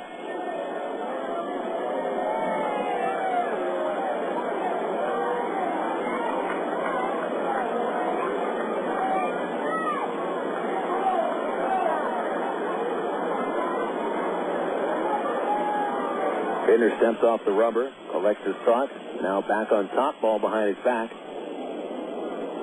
Gordon in there, holds the bat just to the left of his ear. Bittner is ready. Wilson wants it down the middle. Here's a 2-2. He struck him out swinging with a fastball. The 7th inning is over. With Bittner pitches out of a jam, no runs, 2 hits, and 2 men left and a runner thrown out at home. We go to the bottom of the 7th, top of the 8th. Wranglers over the Travs 4-3 on Little Rock's ESPN 1380. Coca-Cola, this is Mitchell. My friend's brother is a molecular biologist, and he was saying the only way you could have gotten Coke Zero to taste like the regular Coke was to engineer it in space. I would not. No, but think about the whole zero factor, like zero gravity. It makes perfect sense. Zero is for the 0 calories. Just stop pretending that you don't engineer Coke Zero in space. Can you do that? I wish I could speculate on that, sir. The next launch. I just want the time for the next launch. Coca-Cola Zero. Real Coke taste. 0 calories. AmeriPride Services is the linen and apparel company to get your team into a professional uniform program. AmeriPride features a wide range of high-quality custom programs for the manufacturing industry, hospitality and food service, medical or dental uniforms, and professional and executive wear. Call 664-5575 to schedule a presentation with an AmeriPride consultant, also specializing in the finest quality table linen, rental mats, and restroom services. Call 664-5575 for AmeriPride. AmeriPride, the official garment supplier of the Arkansas Travelers. Here's the wind up pitch on the way, and you can catch the Travs online at www.travs.com. The Arkansas Travelers have one of minor league baseball's most user-friendly websites with easy access to Travs game stories, up-to-date stats, and Texas League standings. You'll be informed about the Travs online at Travs.com. Purchase tickets, Travs souvenirs, listen to the game. Hey, if you could buy hot dogs and popcorn on the website, it'd be like coming to the old ballpark. See us online, www.travs.com. You're listening to Arkansas Travelers Baseball. Sports Radio and on the Wranglers website. 2 innings to go here at Lawrence Dumont Stadium, and the Travs down by just 1 run, 4-3. Great job by Tim Bittner working out of a tough jam. He'd had runners at second and third and only 1 away, but did not allow a run. Travs have had a home run to lead off each of the last 2 innings. Brandon Wood led off the 6th with a shot to right center. Gates began the 7th with a home run to left. And now Wood coming up to the plate to start the 8th for the Travs. Thad Markray back on the mound.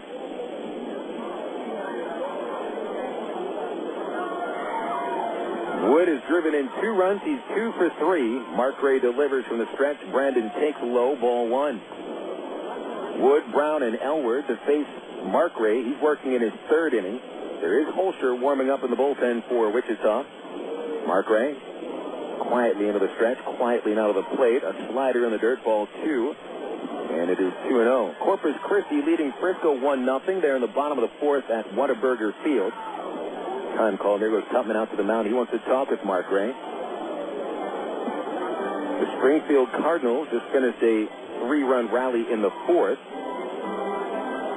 But Tulsa has a 4-3 lead over the Cardinals. Drillers have won each of their first 4 games, and today the Drillers even get a home run from their starting pitcher, Manny Ujoa. Rico Washington hit his 2nd for Springfield. Here's a 2-0 to Wood. A swing on the line drive base hit right into center field. Wood is 3 for 4, and the center fielder Lubanski kicks the ball. Brandon trying to get into second base. He's in there, sliding feet first. Charts the third error of the game to the Wranglers. Center fielder Lubanski, and really there was no reason for him to bobble that hard line drive. Wood just all over that pitch. Line drive to center. Lubanski was there. I mean, he was squared up to the ball. For some reason, he just kicked it.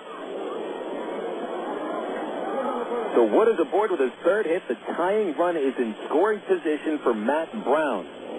Brown is 0 for 3. 1 RBI on the season. And Mark Gray from the stretch. They want it inside. Here's the pitch. Brown squares around, got the bunt down. Mark Gray will pick it and throw to first. And that is out number 1. And Wood on to third base on the sacrifice. That play goes 1 to 3. The tying run 90 feet away. Only 1 out for Mike Elward. Now batting, first baseman Mike Elward. Elward today, 1 for 3. Double, strikeout, reached on an error. 3 RBIs on the season. 8 base hits in 19 at-bats, and he's batting with the infield in. And the tying run at third. Wichita up 4 to 3. This game has not been tied since the second inning. The stretch, Mark Gray throws. Elward swings, pops it up over first. Ruiz chasing and hoping that the wind blows it back into fair ground, but it is on the top of the chicken wire, and it rolls back into the crowd, and the count goes to 0-1. There might not be another traveler you'd rather see at the plate in this situation than Mike Elward. Ellie, a clutch hitter who batted over .330 with men in scoring position last year. And really all you're looking for here is a hard line drive somewhere or a fly ball to the outfield. Mark Gray ready. He's ahead 0-1. And Elward waits. Here it is. Swing and a high fly ball to deep left field. Butler going back towards the warning track. At the wall, it's off the base of the fence. Here comes Wood to score. There goes Elward on his way for third base, and he's in there with a free base hit. Mike Elward hit that fly ball and then some. Left fielder Butler had some trouble as it hit off the base of the wall. Elward came around, and the center fielder Lubanski actually picked it up. Butler, I don't know what his problem was, trying to pick that ball up along the fence. Lubanski had to come over and field it for him. Meanwhile, Elward just trotted into third base with no problem. So a game-tying triple from Mike Elward, the 9th of his career, brought Brandon Wood home. The Travs have tied this game at 4 to 4, and they have knocked Mark Gray out of the game.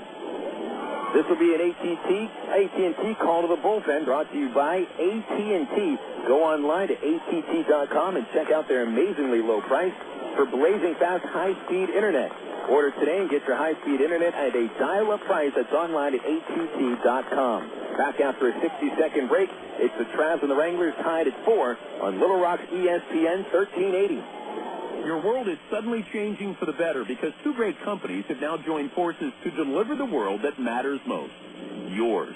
AT&T, with its passion to invent, and SBC, with its drive to deliver, have come together to create the most complete and secure network with voice services, digital satellite TV, high-speed internet, and singular wireless. Learn more at thenewatt.com. Introducing the new AT&T. Your world delivered. It's a season to remember as the Arkansas Travelers make 2006 their final season at historic Ray Winter Field. Baseball fans in Central Arkansas have been enjoying minor league baseball for 74 years at Ray Winter Field. And next year, the Travelers will be moving into a brand new stadium, Dickey Stevens Park in North Little Rock. This season is the time to come and make some memories and relive the excitement of Arkansas Travelers baseball. All season long, Little Rock's ESPN 1380 brings you the action with Phil Elson's play-by-play. Join us for Arkansas Travelers baseball here on Little Rock's ESPN 1380.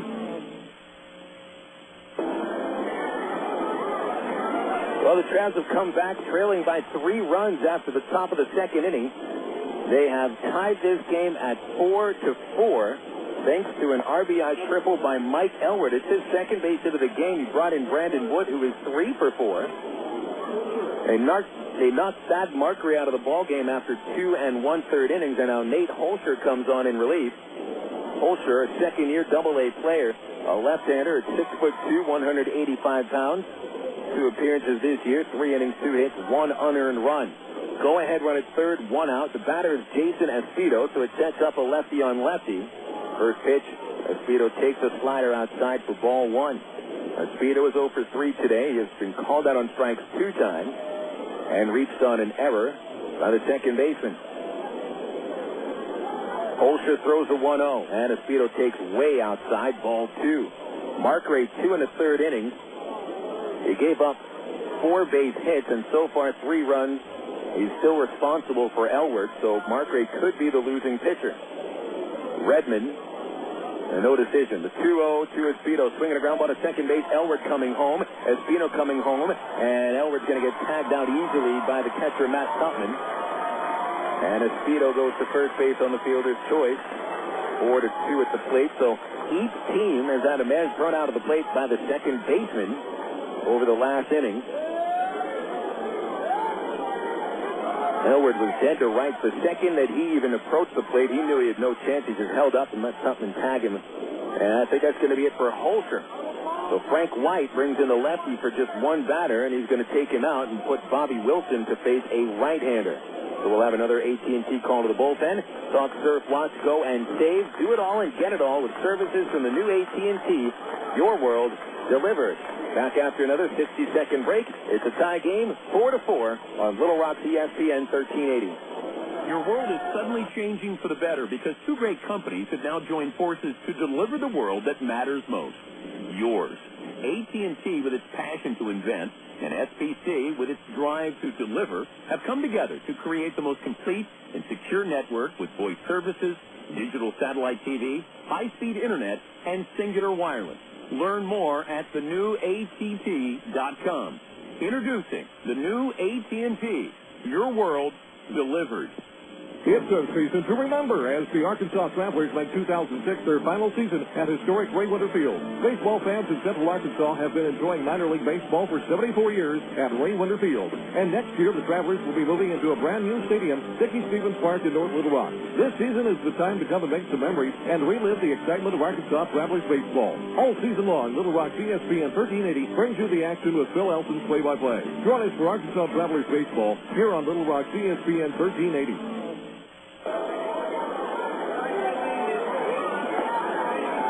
We are still in the top of the 8th inning as the Travs have scored in 3 consecutive frames to tie the game at 4-4. Bobby Wilson steps up to the batter's box facing the 3rd pitcher of the inning. Thad Markray started this frame, was knocked out after allowing the RBI triple to Mike Elwood. Nate Holscher retires the only batter he faces. And now it's Wilson to face right-hander Leo Nunez. Nunez on the 40-man roster for the Royals. He's come over from the Pirates in a trade before last season. Wilson is 0 for 3. Nunez throws from the stretch. A fastball at the knees for a strike, 0-1. Nunez actually appeared in 41 games for Kansas City last year after breezing through 12 Texas League games. There was no breeze in the American League where Nunez posted a 7.55 ERA. Wilson chops along the third base line, foul, and that brings the count to 0-2. Nunez was with Hickory, the Pirates' low single-A team in 2004, went 10-4 as a starter. Traded over to the Royals. 12 games with Wichita in 2005, had a 0.69 ERA. 6'1", 165 pounds from the Dominican Republic. A toss over to first base will send Jason Esposito sprawling back in. He is safe. A glance into the Traveler bullpen shows Rich Thompson still getting ready. We'd probably see Thompson for the bottom of the 8th inning. Esposito leading from first, short lead. Here's the 0-2, and Wilson swings and misses at a pitch in the dirt, and the 8th inning is over. Travs score 1 run of the 8th to tie the game. 2 hits, 1 error, 1 stranded, and as we go to the bottom of the 8th, Travs have tied it 4-4 with Wichita. This is Little Rock's ESPN 1380. Emergency hotline, can I help you? Yes, I need help. All right, sir, what's the problem? I can't taste my beer.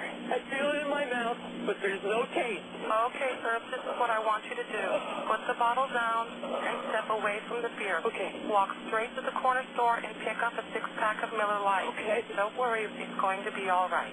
Next time, try the light beer that actually tastes like beer. Great tasting, less filling Miller Lite. Miller. Good call. Miller Brewing Company, Milwaukee, Wisconsin. AgPro knows your patience. You've had your eye on a certain green and yellow tractor for some time now. But here's a thought. Visit your local John Deere dealer for an innocent test drive. Sit in that yellow seat and feel that rugged quality. Then run the numbers. You may find you've underrated the value of a John Deere and overrated the value of patience. After all, nothing runs like a Deere. Test drive the John Deere of your choice today at AgPro Central Arkansas, 10504 Maumelle Boulevard, North Little Rock. Of all the days of the week, it seems that Mondays are everybody's least favorite day. Well, the Travs and the Arkansas Democrat-Gazette have a reason for baseball fans to look forward to Mondays. That's because Mondays are Democrat-Gazette family night here at the ballpark. You just pick up a copy of Monday's Democrat-Gazette, and you'll find a discount family ticket right there in the sports section. That's right. It's a coupon that admits the whole family for just $2 a person. Hey, Mondays don't sound so bad anymore. KDXE, North Little Rock. Bottom of the eighth inning on a very exciting ball game tonight here at the home opener for the Wichita Wranglers at Lawrence Dumont Stadium. Nightfall is completely settled upon us. It is a very comfortable 73 degrees. The winds have slowed down to about 16 miles an hour. And it's a tie game, 4-4. Phil Elson with you. Arlen Horn is back at the studios at Little Rock's ESPN 1380. Glad to have you with us for game number 5 of the 2006 season for your Travelers. New pitcher Rich Thompson comes on to replace Tim Bittner. Thompson will face the number 4, 5, and 6 hitters. It's Randy Ruiz, Billy Butler, and Mitch Maier. That's walking the gauntlet right through this Wichita order. They've put up 9 base hits today. Travs have put up 7. Ruiz homered in the 3rd inning. First pitch from Thompson is inside for a ball. Thompson, whose nickname is Chopper, hails from Sydney, Australia. Here's the 1-0 pitch. Slider swung on and missed by Ruiz. 1 ball, 1 strike. Second appearance of the year for Thompson. Rich saved the opening game of the year in Springfield. Gave up a run in 2 innings. The 1-1 pitch almost grazed the uniform of Ruiz, but it missed him a little bit. Way inside, however. 2 balls, 1 strike. Ruiz ground out, homer, ground out today. Right-handed bat. Here's Thompson's 2-1 pitch. And that one is a fastball. And that missed a little low and outside. 3 balls and 1 strike. Travs pitchers have only walked 1 man today. Starter Jesse Thompson, who gets a no decision, walked the second man he faced. Here Ruiz goes after the 3-1 and fouls it into the crowd at first base. Right between the grandstand and Ye Olde Beer Garden. The kid caught that one. It's a full count. Thompson, 6'1", 180. Youngest member of the team, 21 years old, along with Brandon Wood, the youngest on the team. Here's the pitch, and it's fouled in the air high over Ye Olde Beer Garden. And the count remains 3-2. For Jesse Smith, 6 innings, 4 runs, 7 hits. Tim Bittner, 1 inning, no runs, 2 hits. Thompson to take it from here, nobody getting ready in the Traveler pen. Here is a payoff pitch to Ruiz. A fastball under his chin, ball 4. And boy, Thompson showing a pretty hard fastball. They don't have a radar gun reading here, but he's got to get it into the 90s. But he walks the leadoff man to the 8th, and that is a big no-no. Here's Billy Butler. Butler is 1 for 3. His line today, double, run scored, ground out, ground out. Thompson goes to work against the righty from the stretch. Here's a pitch. Swinging a pop-up, right side. Elward chasing it into foul territory. Casey Smith trying to help him. Casey Smith will make the catch in short right field, about 10 feet into foul territory. Very nice grab there by Casey. And that is out number 1 of the 8th inning. Now Mitch Maier comes to the plate, and Mayer's been a tough out this evening. After going 2 for his first 21 this season, former first-round pick Mayer's gone 2 for 3. Maier is single, a run scored, a flyout, and a double. Left-handed batter with Ruiz at first, and a 4-4 score in the bottom of the 8th. Thompson brings the heads together. And he kicks and delivers the pitch, and it is swung on and missed. A change up, and it's 0-1. Trav's almost daring for Maier to hit the ball into the left center field gap. Center field vacant, right fielder Speedo there at normal depth straight away, but the left fielder Gates close to the line. Here's the 0-1. Swinging a fly ball towards that gap in left center, but it hangs in the air, and David Gates hustles out to make the catch. And that'll be the second out of the inning. And back to first goes Ruiz. Here comes Ángel Sánchez. And Sánchez is 1 for 3.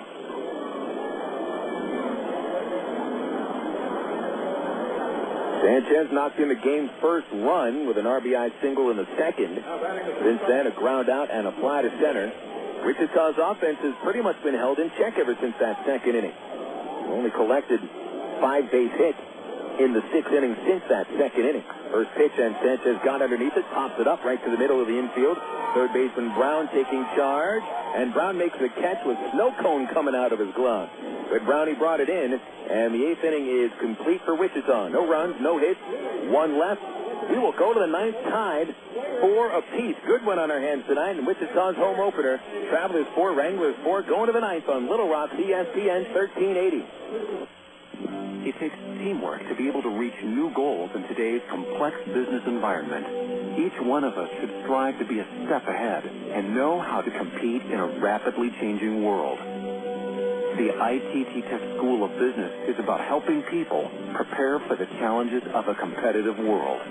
ITT Technical Institute School of Business, education for the future. To find out more, call 1-800-ITT-TECH or visit us on the web. Coca-Cola, this is Mitchell. My friend's brother is a molecular biologist, and he was saying the only way you could have gotten Coke Zero to taste like the regular Coke was to engineer it in space. I would not. Well, no, but think about the whole zero factor, like zero gravity. It makes perfect sense. Zero is for the 0 calories. Just stop pretending that you don't engineer Coke Zero in space. Can you do that? I wish I could speculate on that, sir. The next launch. I just want the time for the next launch. Coca-Cola Zero. Real Coke taste. 0 calories. Emergency hotline, can I help you? Yes, I need help. All right, sir, what's the problem? I can't taste my beer. I feel it in my mouth, but there's no taste. Okay, sir, this is what I want you to do. Put the bottle down and step away from the beer. Okay. Walk straight to the corner store and pick up a 6-pack of Miller Lite. Okay. Don't worry, it's going to be all right. Next time, try the light beer that actually tastes like beer. Great tasting, less filling Miller Lite. Miller, good call. Miller Brewing Company, Milwaukee, Wisconsin. This is Little Rock's ESPN 1380. 8 innings are in the books. Nothing's been decided yet. The Arkansas Travelers 4, the Wichita Wranglers 4. And at the top of the 9th inning, David Gates leads it off against Leo Nunez. Casey Smith and Dwayne Bacon to follow. 7 hits for the Travs over the first 8 innings. They've collected 4 over the last 3 frames, including a Gates home run on the first pitch of the 7th. First pitch of the 9th is swung on and missed, and it is strike 1. Gates, that home run of the 7th, his first hit of the year. He's now 1 for 7. And here's Nunez, 1-0-1. Gates takes a slider low and outside. 1 ball, 1 strike. Wranglers needed 3 pitchers to get through the 8th. Nunez got the final out, striking out Wilson. 1/3 of an inning for Nunez. The 1-1 to Gates as a fastball off the outside of the plate. That's ball 2. It is 2-1. No doubles down the line. Gordon and Ruiz pretty close to those foul lines. The 2-1 pitch is in there for a strike. Pardon me, it missed the outside corner. The umpire, when he sends a ball, he actually points with his right finger how many balls there are, so sometimes it looks like he's saying strike. But it's a 3-1 count. Now the pitch is high, ball 4, and the go-ahead run is aboard.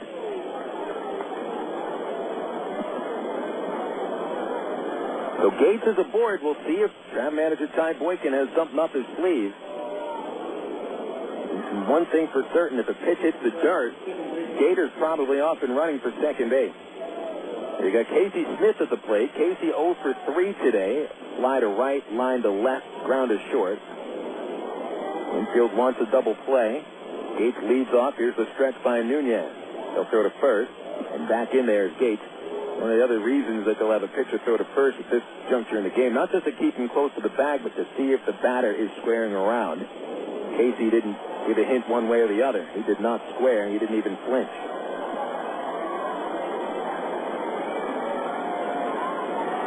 Third baseman Gordon with a quick chat with Nunez. Figure out who's going to play a bunt down the third base line. The stretch. Nunez fires to first again. Gates is back. He's not all that far off of first base. Not a huge lead.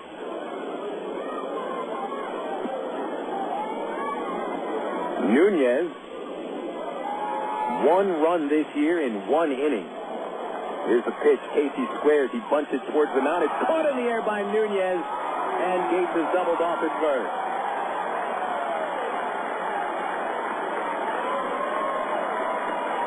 So the double play ends up erasing the bases, and Smith's attempt at the bunt backfires. It goes 1-3 at first base. Nothing else Gates could have done. The ball wasn't really high up above the ground. It was more of a line drive bunt right towards Nunez, who would catch it almost shoestring style. Really nice play by the pitcher. 2 outs.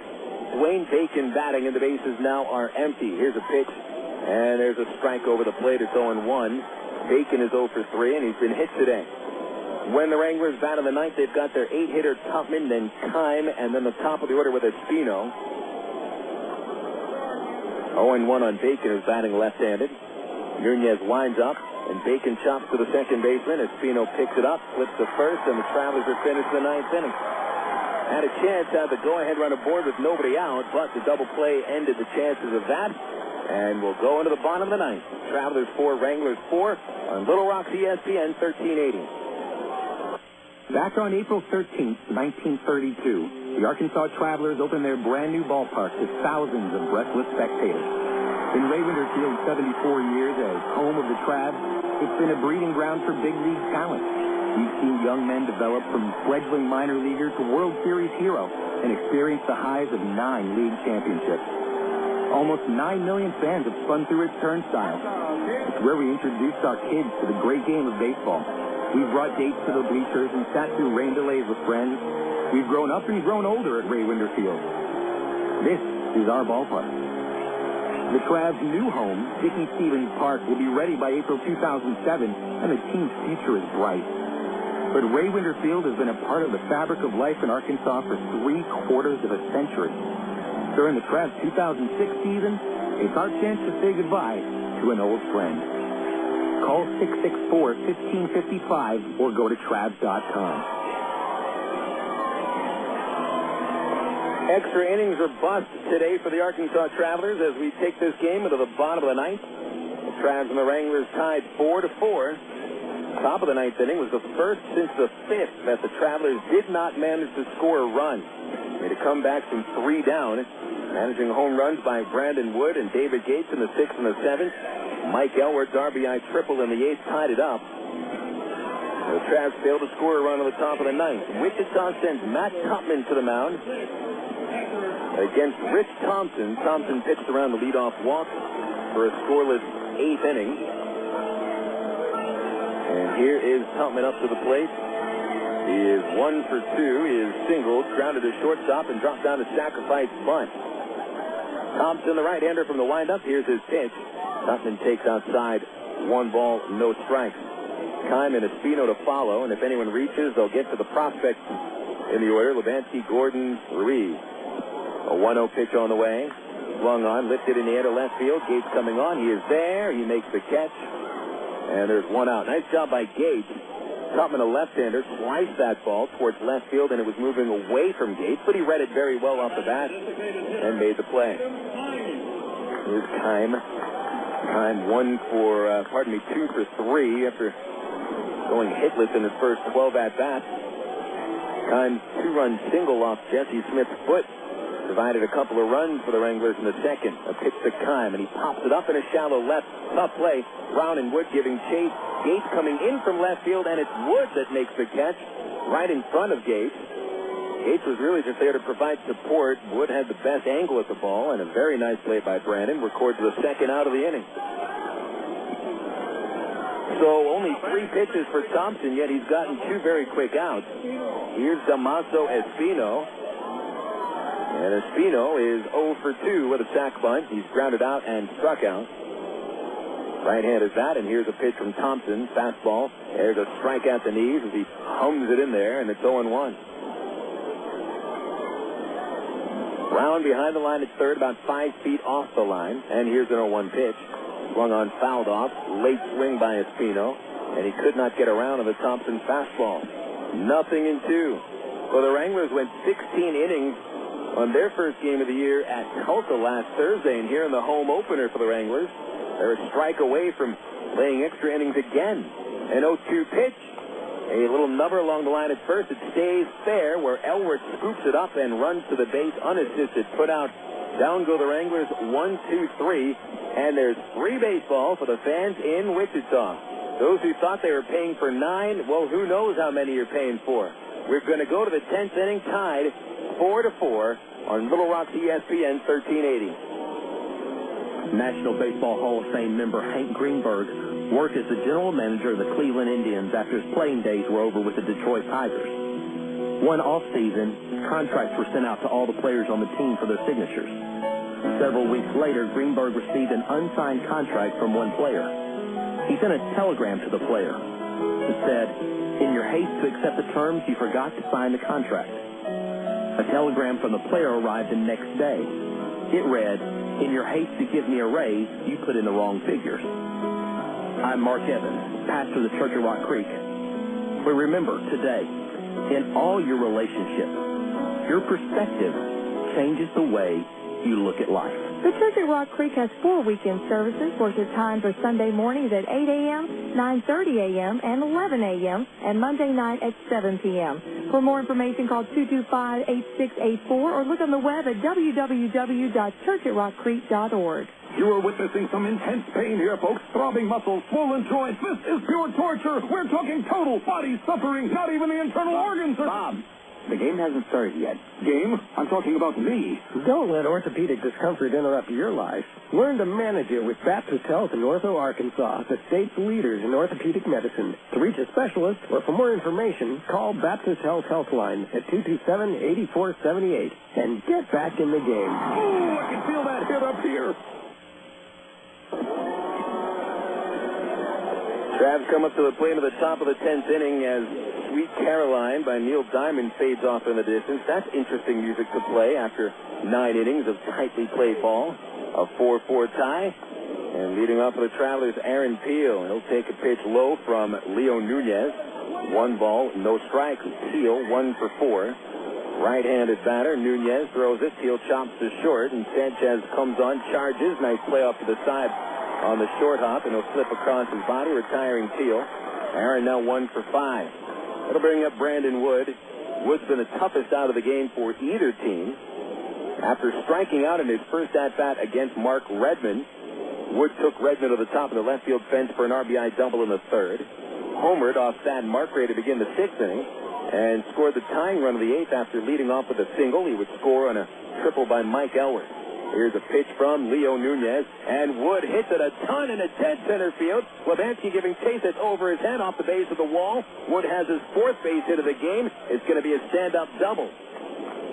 Well, the only thing that ball was missing was height, because Brandon Wood hit an absolute laser shot off that bat.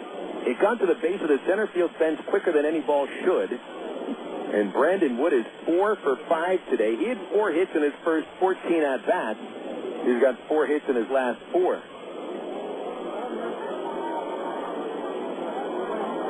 And now here comes Matt Brown up to the plate. Brown is 0 for 3 with a sacrifice bunt, 2 flyouts and a strikeout. Will he sack again? He does not. He takes the first pitch up high, and it is 1-0.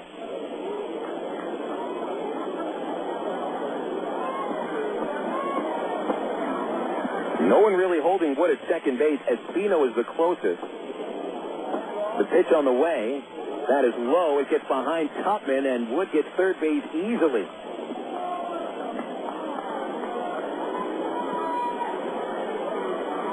Call that one a wild pitch. Allowing the go-ahead run to reach third, and now the infield comes up. So now Brown could bring home the go-ahead run with a fly ball. Certainly a base hit, does it? The infield is all the way in. And now time called by first baseman Ruiz. And he's going to bring the infield to the pitcher's mound along with pitching coach Larry Carter, who now makes his first movement out of the dugout today. Good to see Larry Carter back with the Royals. He's spending his 9th year in the organization. Carter, better known as LC, has been the pitching coach here in Wichita since 2002. Former Texas League All-Star from 1991 when he was pitching for Shreveport. And Larry Carter is a very humble and easygoing man, and has done a very good job with the pitchers coming through here. But right now he's talking strategy on the mound with Nunez. Plate umpire is going to walk out and break this conference up. Matt Brown is hitting with a 2-0 count. Brown, who's driven in 1 run this year. He was a big RBI guy for Ty Boykin's Rancho Cucamonga Quakes last year. In fact, Brown last season had a very respectable 65 runs batted in. He was batting cleanup most of the season. Only reason he didn't have more, Brandon Wood hit in front of him, and he took most of those RBIs. Here's Nunez at the stretch, and now the 2-0 pitch is swung on and hit high and deep to the left field corner. It's got a chance to go. Butler at the wall. Get out of here. A 2-run homer for Matt Brown. And that'll put the Travs on top for the first time today. 6-4. First AA home run for Matt Brown, and it is a big one.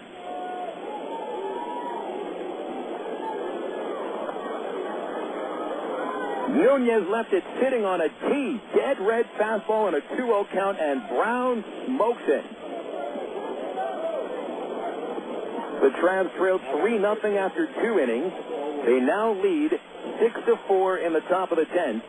Mike Elward comes to the plate with the bases empty and 1 away, 2 runs in, and Nunez throws a very hard fastball inside, 1-0. Elward 2 for 4. He's doubled, tripled. He knocked in a tying run of the 8th. Here's the 1-0, and there's a strike from Nunez on the inside corner, and the count goes to 1-1. Now it's Jason Esposito on deck. Boy, the Travs have busted out the power today. They had 2 homers in the first 4 games. They've hit 3 home runs today. Elward takes a strike, a slider on the inside corner, and it is 1-2. No one warming up for the Travelers in the pen. Rich Thompson will come back out for the bottom of the 10th inning, but he'll be facing the meat of the Wichita order. The 1-2 to Elward skips in the dirt. 2 balls, 2 strikes. That got a piece of the plate umpire. He's okay. Wichita will send their 2, 3, and 4 batters in the 10th inning. That'll be Levansky, Gordon, and Ruiz. Butler and Maier waiting. But the Travs aren't yet done here in the 10th. 2 runs in, only 1 out. 2-2 to Elward is high and away with a slider, full count. Talk about picking the right spot for your first home run of the year. How about Matt Brown? A payoff pitch about to come to Elward. Here it is. Ball 4 inside. Nunez puts another runner on base. That's 3 men in a row reaching. And there is a pitcher getting ready in the Wrangler bullpen. As Esposito comes to the plate, we'll let you know that Cody Smith is the pitcher warming up in the pen.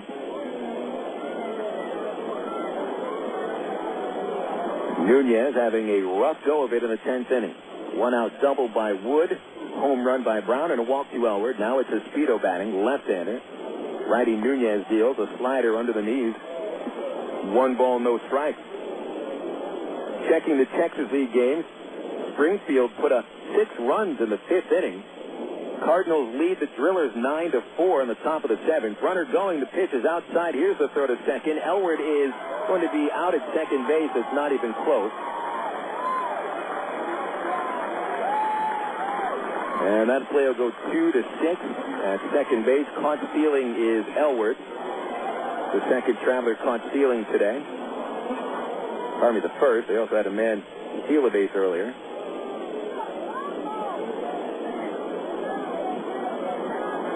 No one on base for Esposito. Here's a 1-1 pitch. Swing and a miss. And the count now 1-2. Corpus Christi leading Frisco there in the bottom of the 6th inning. 4-1 the Hook. Another note from that Springfield game. Rico Washington has hit 2 home runs. Iker Franco hit his first. Here's a slider from Nunez inside, 2-2. Midland and San Antonio off today. They'll resume their series tomorrow. 2-2 to Espedo. Swinging a pop-up out of play. Still 2 balls, 2 strikes.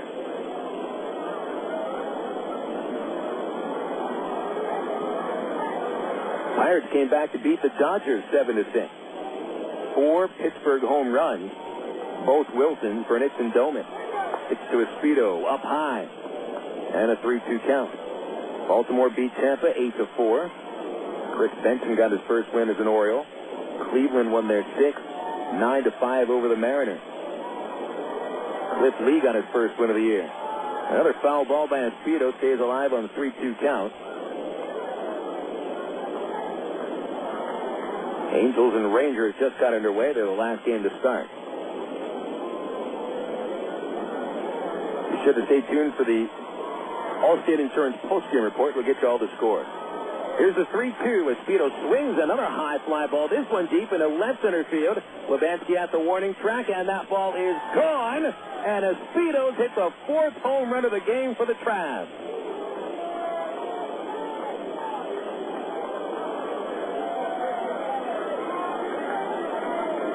4 home runs, not even just this game, but 4 home runs in 5 innings for the Travelers as Espedo hits his 2nd of the season.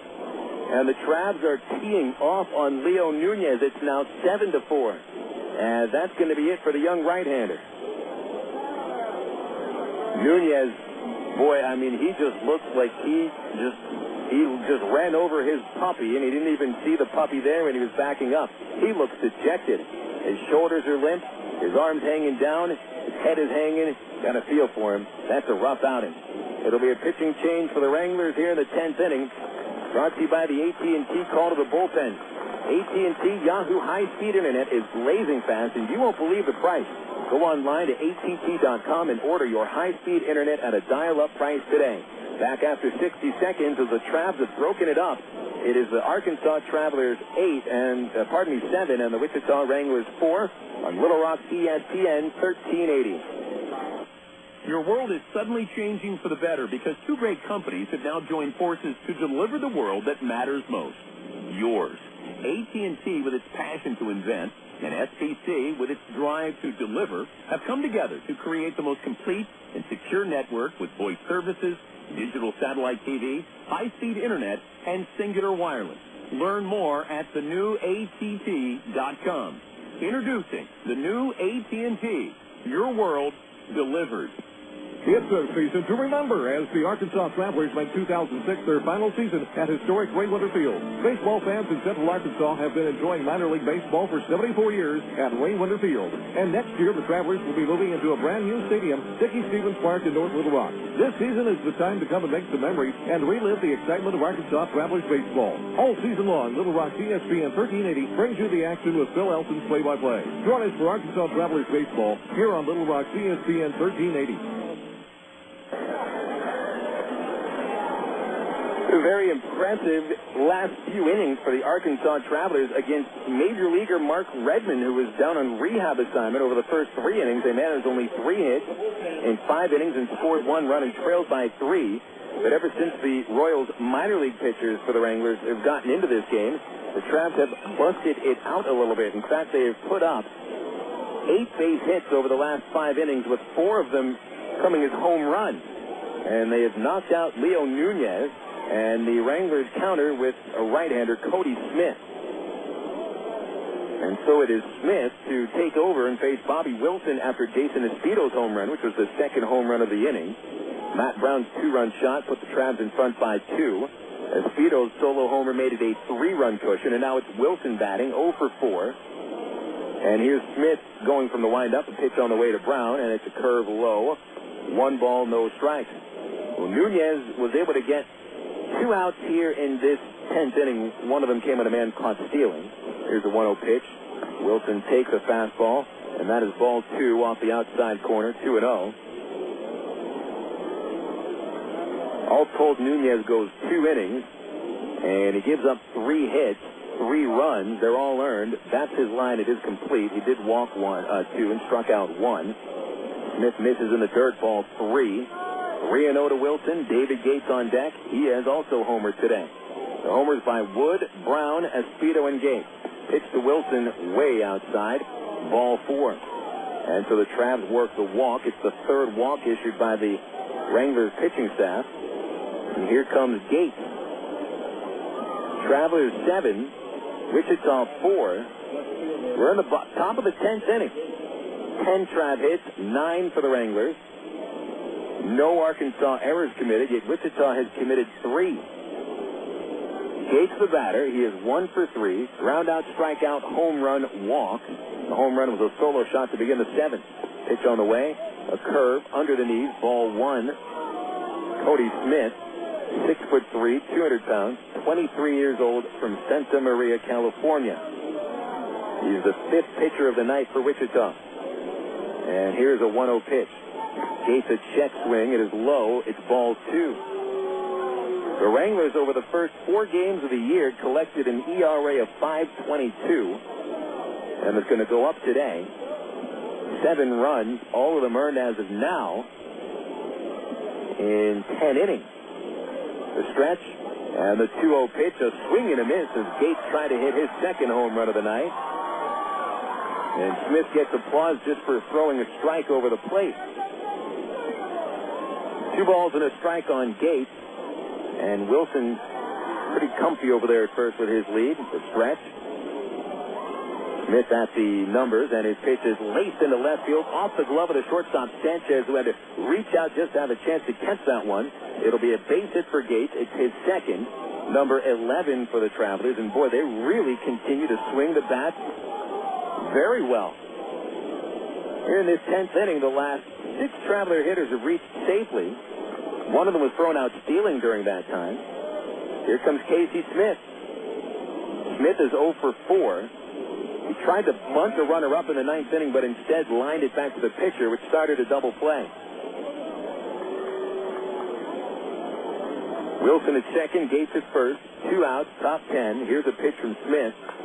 And Casey will slowly chop to second, picked up by Espino. The flip to first completes the inning. But a rather large 10th inning for the Travelers. They step up to the plate and eat heartily. 3 runs, 4 base hits, no errors, 2 left. Travs trying to win it, but go to the bottom of the 10th, leading 7-4 on Little Rock's ESPN 1380.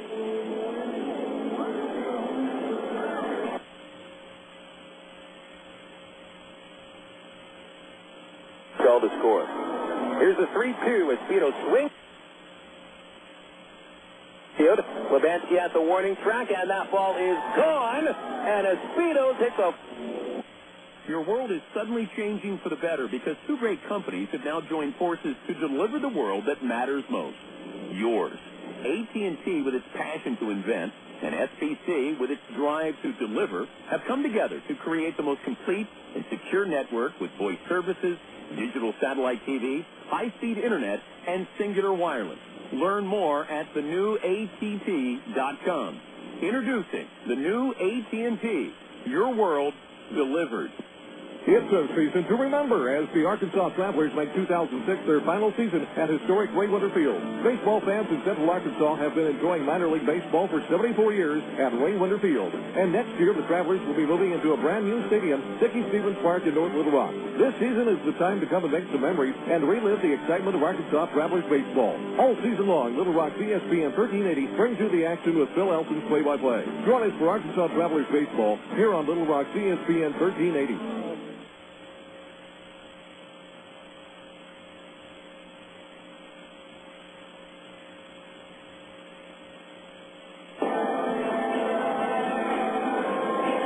Big comeback for the Travelers today. They scored 3 runs in the top of the 10th inning and now take a 7-4 lead into the bottom of the 10th. Rich Thompson, who has already pitched 2 scoreless innings. In fact, he has set down the last 6 men he's faced after a leadoff walk in the 8th. And Thompson is back on trying to finish this one out. Phil Elson here on Little Rock's ESPN 1380. We've had a pretty well-played game by the Travs today. Wichita's been a little sloppy with their pitching and 3 errors. And the Travs trying to send the Wranglers to their 5th consecutive loss. Chris Lebansky leads off. Righty Thompson delivers outside for ball 1. The two-hitter Lubanski is followed by Alex Gordon and then Randy Ruiz. Now, of those players, there's only been 2 hits. Lubanski had one of them, a single in the 5th. Thompson comes home, and he missed the outside part of the plate again, ball 2. Lubanski, a walk, a ground out, a single, and a fielder's choice. Everything's been on the ground. Left-handed batter. Digs in there. Trav's enjoying a 3-run lead. Thompson throws the 2-0, and he missed the outside corner again. He falls behind 3-0. Anything but a leadoff walk. You don't want the Wranglers to have any kind of hope. Here's a 3-0 pitch, and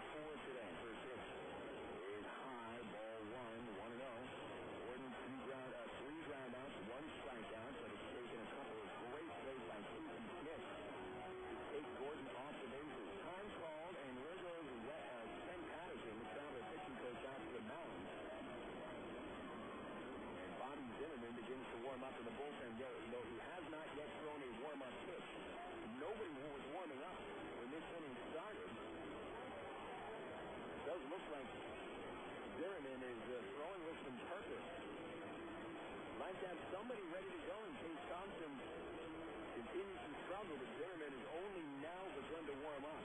Hopefully that one come back to haunt the Travelers, not having a pitcher ready. Patterson back into the dugout. And now Thompson goes to the stretch and throws a 1-0 pitch. Gordon takes a fastball, a strike. There's the first strike of the inning on the outside corner. It took Thompson 6 pitches to get one over there, but hopefully he'll get in the groove now. No double plays have been turned today by the Travelers. And here's a 1-1 pitch. Gordon takes low. A slider. That's ball 2. 2-1. Travis has so far this season turned 7 double plays. And the doctor ordering one right now. Thompson at the belt. And the 2-1 to Gordon is a slider. And that missed under the knees again. That's ball 3. Anything but bring the tying run of the plate with nobody out.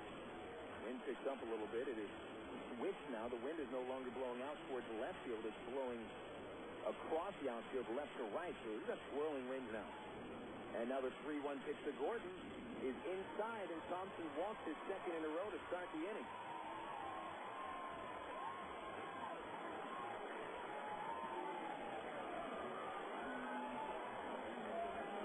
Thompson given a 3-run lead before he throws a pitch in the 10th. He walks Lubanski on 4 pitches, puts Gordon on base with 5 pitches, and now Randy Ruiz comes to the plate. He's already homered once today.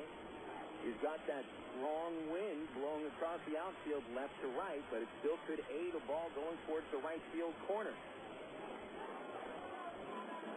Zimmerman continuing to warm up in the bullpen. And here is Ruiz up to the plate. Ruiz 1 for 3 today. 2 groundouts, 1 homer, and a walk. Thompson throws a pitch. Ruiz takes a slider for strike 1 on the inside corner. 7-4, the Travelers are leading. Wichita hasn't scored since the 3rd when Ruiz circled the bases with a home run to right. 0-1 pitch. Check swing, he followed through, and a big breaking ball that dove about a foot outside, and it is 0-2.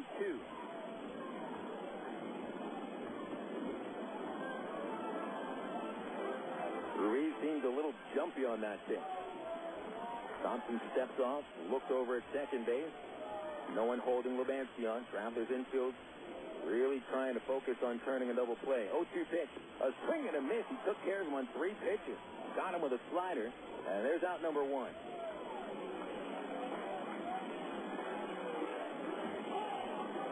For Rich, that is strikeout number 1 on the season. And he seems to have found the release point on his breaking ball. Now he faces Billy Butler. Butler, after doubling in the 2nd inning and then scoring, has grounded to third, grounded to the mound, and fouled out. 1 away. Travs need 2 more outs. Here's a first pitch, and Butler takes a breaking ball low. And it's 1 ball, no strike. Outfield straightaway, a little deeper in left field. Butler does possess a lot of power. Brown not quite hugging the line at third, about 5 feet off. Here's a stretch in the 1-0 pitch, and that's low. Thompson really seems to be struggling with command of his fastball for the moment. 2 balls, no strikes. Tying run to the plate, winning run on deck for Wichita. Zimmerman still throwing out there in the pen. He should be ready to go soon if needed. Thompson behind 2-0. He delivers. And there's a strike, a fastball over the outside half. Big pitch there for Rich. And it's 2-1. Lebansky and Gordon, the base runners. They run pretty well. Thompson gets the sign. Doesn't check the runners. He throws the pitch and a fastball over the heart of the plate. Strike 2. Butler just kept the bat resting on the shoulders. Not necessarily a hittable pitch, but pretty darn good-looking pitch for Thompson. So it's a 2-2 count. Thompson throws it.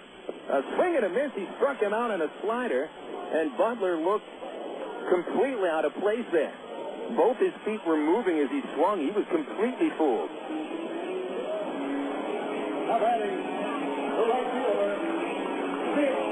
So Thompson is an out away from earning his first AA win. He's already saved the game. 2 outs, bottom 10, tying run at the plate.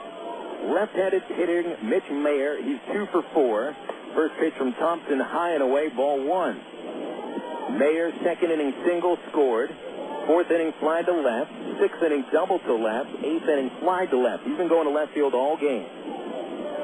And Gates is ready for that in left field. Here's the 1-0 pitch. A swing and a ground foul outside first. That's strike 1. It'll roll along the chain link up around the Travelers bullpen. Zimmerman still getting ready, but hopefully the Travs do not need to call upon him tonight. Thompson going for the 3-inning win. 7-4 Arkansas.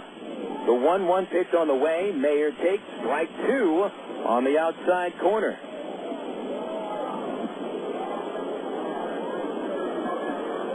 Elward really close to the line at first. Right fielder Espedo is as deep as he can play. Maier doesn't choke up. Thompson kicks and delivers the 1-2 and is grounded to the right side. Elward couldn't field it clean, picks it up, flips over to Thompson at first, and the ball game is over. And the Arkansas Travelers post a very impressive 7-4 come from behind win in 10 innings.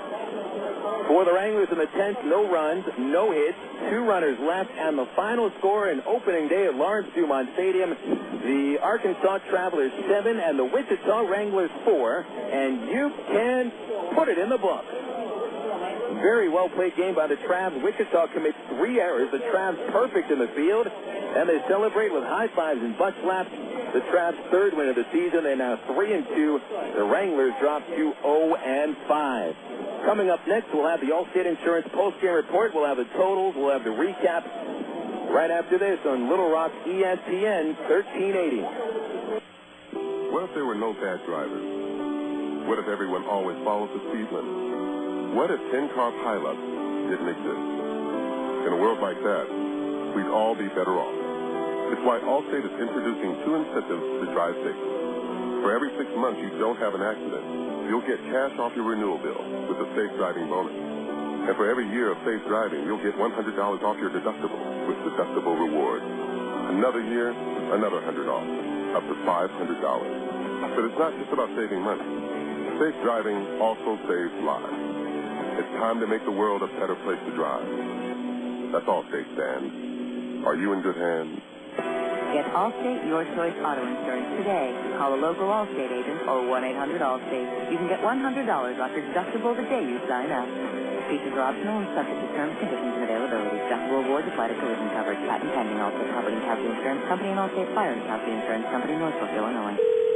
Emergency hotline, can I help you? Yes, I need help. All right, sir, what's the problem? I can't taste my beer. I take a sip, I feel it in my mouth, but there's no taste. Okay, sir, stay with me. What's your your name? Robert. Okay, Robert, this is what I want you to do. Put the bottle down and step away from the beer. Okay. Walk straight down to the corner store and pick up a 6-pack of Miller Lite. Open one, take a sip, and everything should be right back to normal. Okay. Don't worry, Robert. It's going to be all right. Next time, try the light beer that actually tastes like beer. Great tasting, less selling Miller Lite. Miller, good call. Miller Brewing Company, Milwaukee, Wisconsin. This is Little Rock's ESPN 1380. It's time now for the Allstate Insurance post-game show. Once again, here's the voice of the Arkansas Travelers, Phil Elson. Welcome back to Lawrence Dumont Stadium. I'm Phil Elson with you on the Allstate Insurance post-game report. We pulled the crowd microphone up and put the window down. They're about to have a fireworks display, and so rather than sound like we're broadcasting from a war zone, we'll instead sound like we're broadcasting in a wind tunnel, I guess. Travelers with a very impressive 7-4 victory in 10 innings. Here are the unofficial final totals. For the Travelers, it was 7 runs on 11 hits with no errors and 8 left. And for the Wichita Wranglers, it was 4 runs on 9 hits, 3 errors, and also 8 men left. Winning pitcher is Rich Thompson. He's 1-0. Losing pitcher Leo Nunez is 0-1. The Travs now up to a record of 3-2, where the Wranglers have dropped all 5 of their games this year. Recapping the ball game, Wichita got out ahead early today in the second against starting pitcher Jesse Smith. In fact, 4 of the first 5 batters Smith faced in the second all reached base. Billy Butler, a leadoff double, would stop at third on a single by Mitch Maier. Ángel Sánchez poked one to the right side to make it 1-0, bringing Butler home. And after a sac bunt put runners at second and third, Adam Kime lined a pitch off of Smith's right foot. It would ricochet into shallow left field. 2 runs would score in the play, and to be 3-0 Wichita after the second. Travs got on the scoreboard of the third against Mark Redmond. He hit Dwayne Bacon with a pitch with 1 away. Bacon would steal second and score on Brandon Wood's first base hit of the game, a double off the left field wall. Wood would go on to collect 3 more base hits, finishing 4 for 5. Wichita with the lead 4-1 after the third inning when Randy Ruiz hit a home run to right center off of Smith, but that would be the last run that the Wranglers scored. The Travs started their comeback in the sixth when Redmond was taken out of the game. Thad Markray, the first man he faced, Wood took him deep to right center field. Second home run of the season for Wood. That made the score 4-2. David Gates hit the first pitch of the 7th inning out of the ballpark to left field, bringing it to 4-3. That was the first base hit of the season for Gates. Then in the 8th inning, the Travs were able to tie it up against Markray. Wood led off with a single, but the center fielder Wabanski could not field it clean. He let it go through his legs, and Wood got to second with no play. Matt Brown's sacrifice bunt put the tying run at third, and Mike Elward brings him in. Markray ready. He's ahead 0-1. And Elward waits. Here it is. Swing and a high fly ball to deep left field. Butler going back towards the warning track at the wall. It's off the base of the fence. Here comes Wood to score. There goes Elward on his way for third base, and he's in there with a 3-base hit. So the triple for Elward. Remember, that's the third time he's actually tried for a triple in this young season, and the first time he's able to record it. That would tie the game at 4, and then the Travelers took the lead for good in the 10th inning. Neither team really threatened in the 9th. The Travelers threatened almost immediately in the 10th off Leo Nunez. Wood, a 1-out double to dead center field, bringing Matt Brown to the plate, and Brown with his first AA home run gives the Travs the win. Here's Nunez at the stretch, and now the 2-0 pitch is swung on and hit high and deep to the left field corner. It's got a chance to go. Butler at the wall. Get out of here. A 2-run homer for Matt Brown. And that'll put the Travs on top for the first time today. 6-4. First AA home run for Matt Brown, and it is a big one. Jason Espino, for good measure, would add another home run, a solo shot to center, capping the Traveler night at 4 home runs and a 7-4 final score. It wouldn't come easily in the bottom of the 10th. The Wranglers would get their first 2 men on base, walks by Thompson to Lubanski and Gordon, but he struck out the next 2 batters and gets Maier to bounce out to first, ending the game. Travelers 7, Wichita 4, and Arkansas breaks that short 2-game losing streak. The Wranglers' season-opening losing streak has gone on to 5 games. We'll get to the official final totals when they come down with the official box score, but coming up next on the Allstate Insurance postgame report, scores around the Texas and major leagues on the Southwest Airlines out-of-town scoreboard. This is Little Rock ESPN 1380. Coca-Cola, this is Mitchell. My friend's brother is a molecular biologist, and he was saying the only way you could have gotten Coke Zero to taste like the regular Coke was to engineer it in space. I would not. Well, no, but think about the whole zero factor, like zero gravity. It makes perfect sense. Zero is for the 0 calories. Just stop pretending that you don't engineer Coke Zero in space. Can you do that?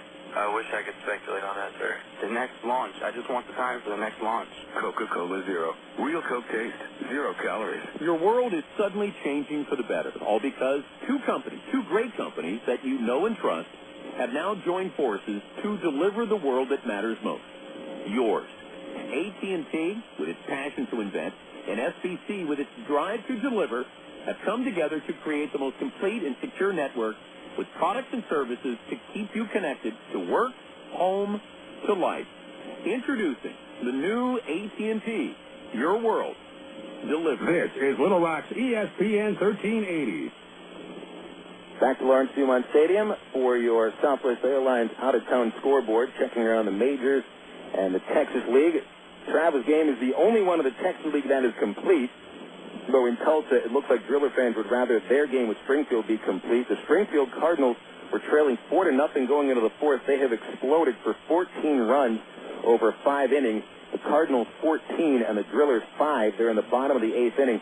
Springfield has hit 4. Rico Washington with 2. Iker Franco and Reed Gurecki also with a home run. Manny Ujoa, the pitcher for the Drillers, hit an early home run, but obviously looks like he'd been taken out pretty early. Cardinals 3 in the 4th, 6 in the 5th. It tacked on 4 more in the 8th after scoring 1 in the 7th.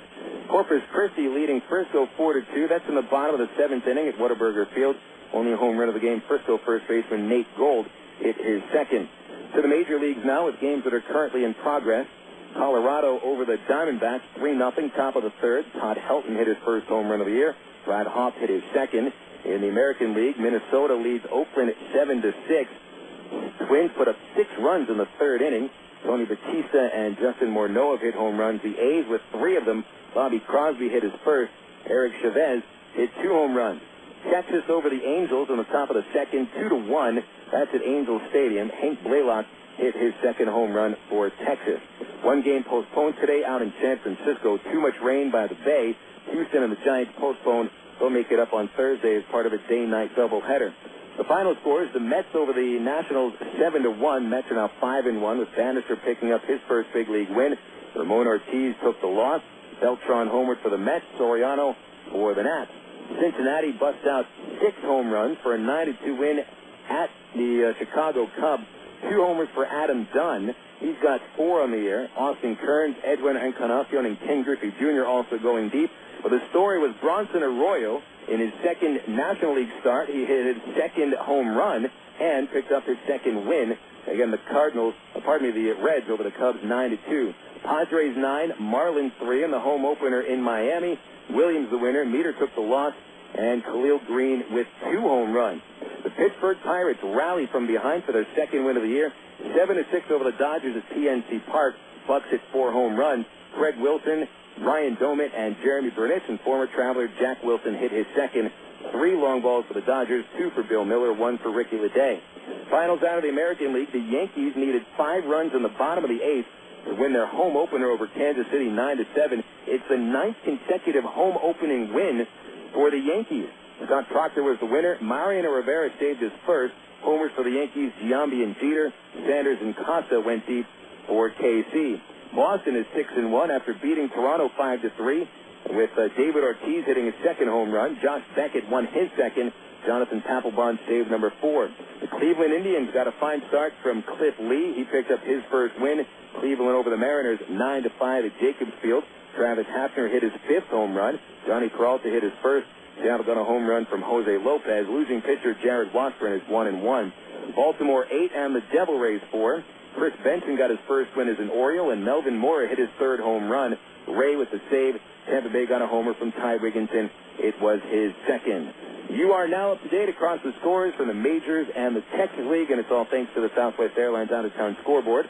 Southwest Airlines is the official airline of the Travelers and available online at www.southwest.com. Coming up next, we'll wrap up the broadcast. The Travs win in 10 today over Wichita 7-4. This is Little Rock's ESPN 1380. You signaled your turn. You merged without cutting anyone off. You stopped because the light was red. and sleep through dark of night, 365 and 1/4 days a year, you drive safely. Now, Allstate rewards you for being the hero you are. Introducing the Safe Driving Bonus. For every 6 months you don't have an accident, Allstate will give you an extra bonus. Actual cash off your renewal bill. That's on top of any discounts you've already received. It's time to make the world a better place to drive. That's Allstate, Stan. Are you in good hands? Get Allstate Your Choice Auto Insurance today. Call a local Allstate agent or 1-800-ALLSTATE. You can start earning your safe driving bonus the day you sign up. Features optional and subject to terms, conditions, and availability. Patent pending. Allstate Property and Casualty Insurance Company and Allstate Fire and Casualty Insurance Company in Northbrook, Illinois. Of all the days of the week, it seems that Mondays are everybody's least favorite day. Well, the Travs and the Arkansas Democrat Gazette have a reason for baseball fans to look forward to Mondays. That's because Mondays are Democrat Gazette family night here at the ballpark. You just pick up a copy of Monday's Democrat Gazette, and you'll find a discount family ticket right there in the sports section. That's right. It's a coupon that admits the whole family for just $2 a person. Hey, Mondays don't sound so bad anymore. This is Little Rock's ESPN 1380. Wrapping it up from Lawrence Dumont Stadium, Phil Elson with you on the Allstate Insurance postgame report. Here are your official final totals. The Arkansas Travelers, 7 runs on 11 hits, no errors. They stranded 8. Wichita with 4 runs scored on 9 hits with 3 errors. And the Wranglers also stranded 8. Winning pitcher Rich Thompson, 3 innings of no hit ball. He did walk 3, but no runs. Thompson is 1-0. The loss goes to Leo Nunez, 3 runs in 2 innings, and Nunez falls to 0-1. Time of game today was 2 hours and 56 minutes, and the paid attendance here at the home opener for the Wranglers, 2,436. The Travs are now 3-2 on the year going into the game tomorrow night, and the Wranglers have dropped all 5 of the games in the young season. Starting pitcher for the Travs tomorrow will be left-hander Daniel Davidson. Davidson, who got a no decision in the opening game of the year, gave up 3 runs on 6 hits and 5 1/3. And we're going to go with to be announced for the Wichita Wranglers. As a wise man once told me, you could just say Johnny Holstaff, and you'd probably be right about that one. So we'll just say a to be announced for tomorrow for the Wichita Wranglers. First pitch tomorrow is scheduled to be thrown at 7 o'clock. That means they'll probably throw it at 7:05. We'll have the ITT Tech pregame show at 6:40 here on Little Rock's ESPN 1380. Big thanks back at the studio to Arlen Horn. Thank you very much, Arlen, for all your hard work. And thank you, fans, for tuning in tonight as the Arkansas Travelers defeat the Wichita Wranglers 7-4.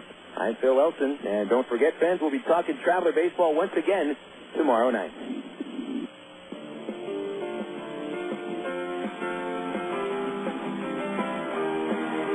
Today's game has been brought to you by AT&T, Coca-Cola, Allstate Insurance, ITT Technical Institute, Miller Lite, and Arkansas Federal Credit Union. You've been listening to Arkansas Travelers Baseball.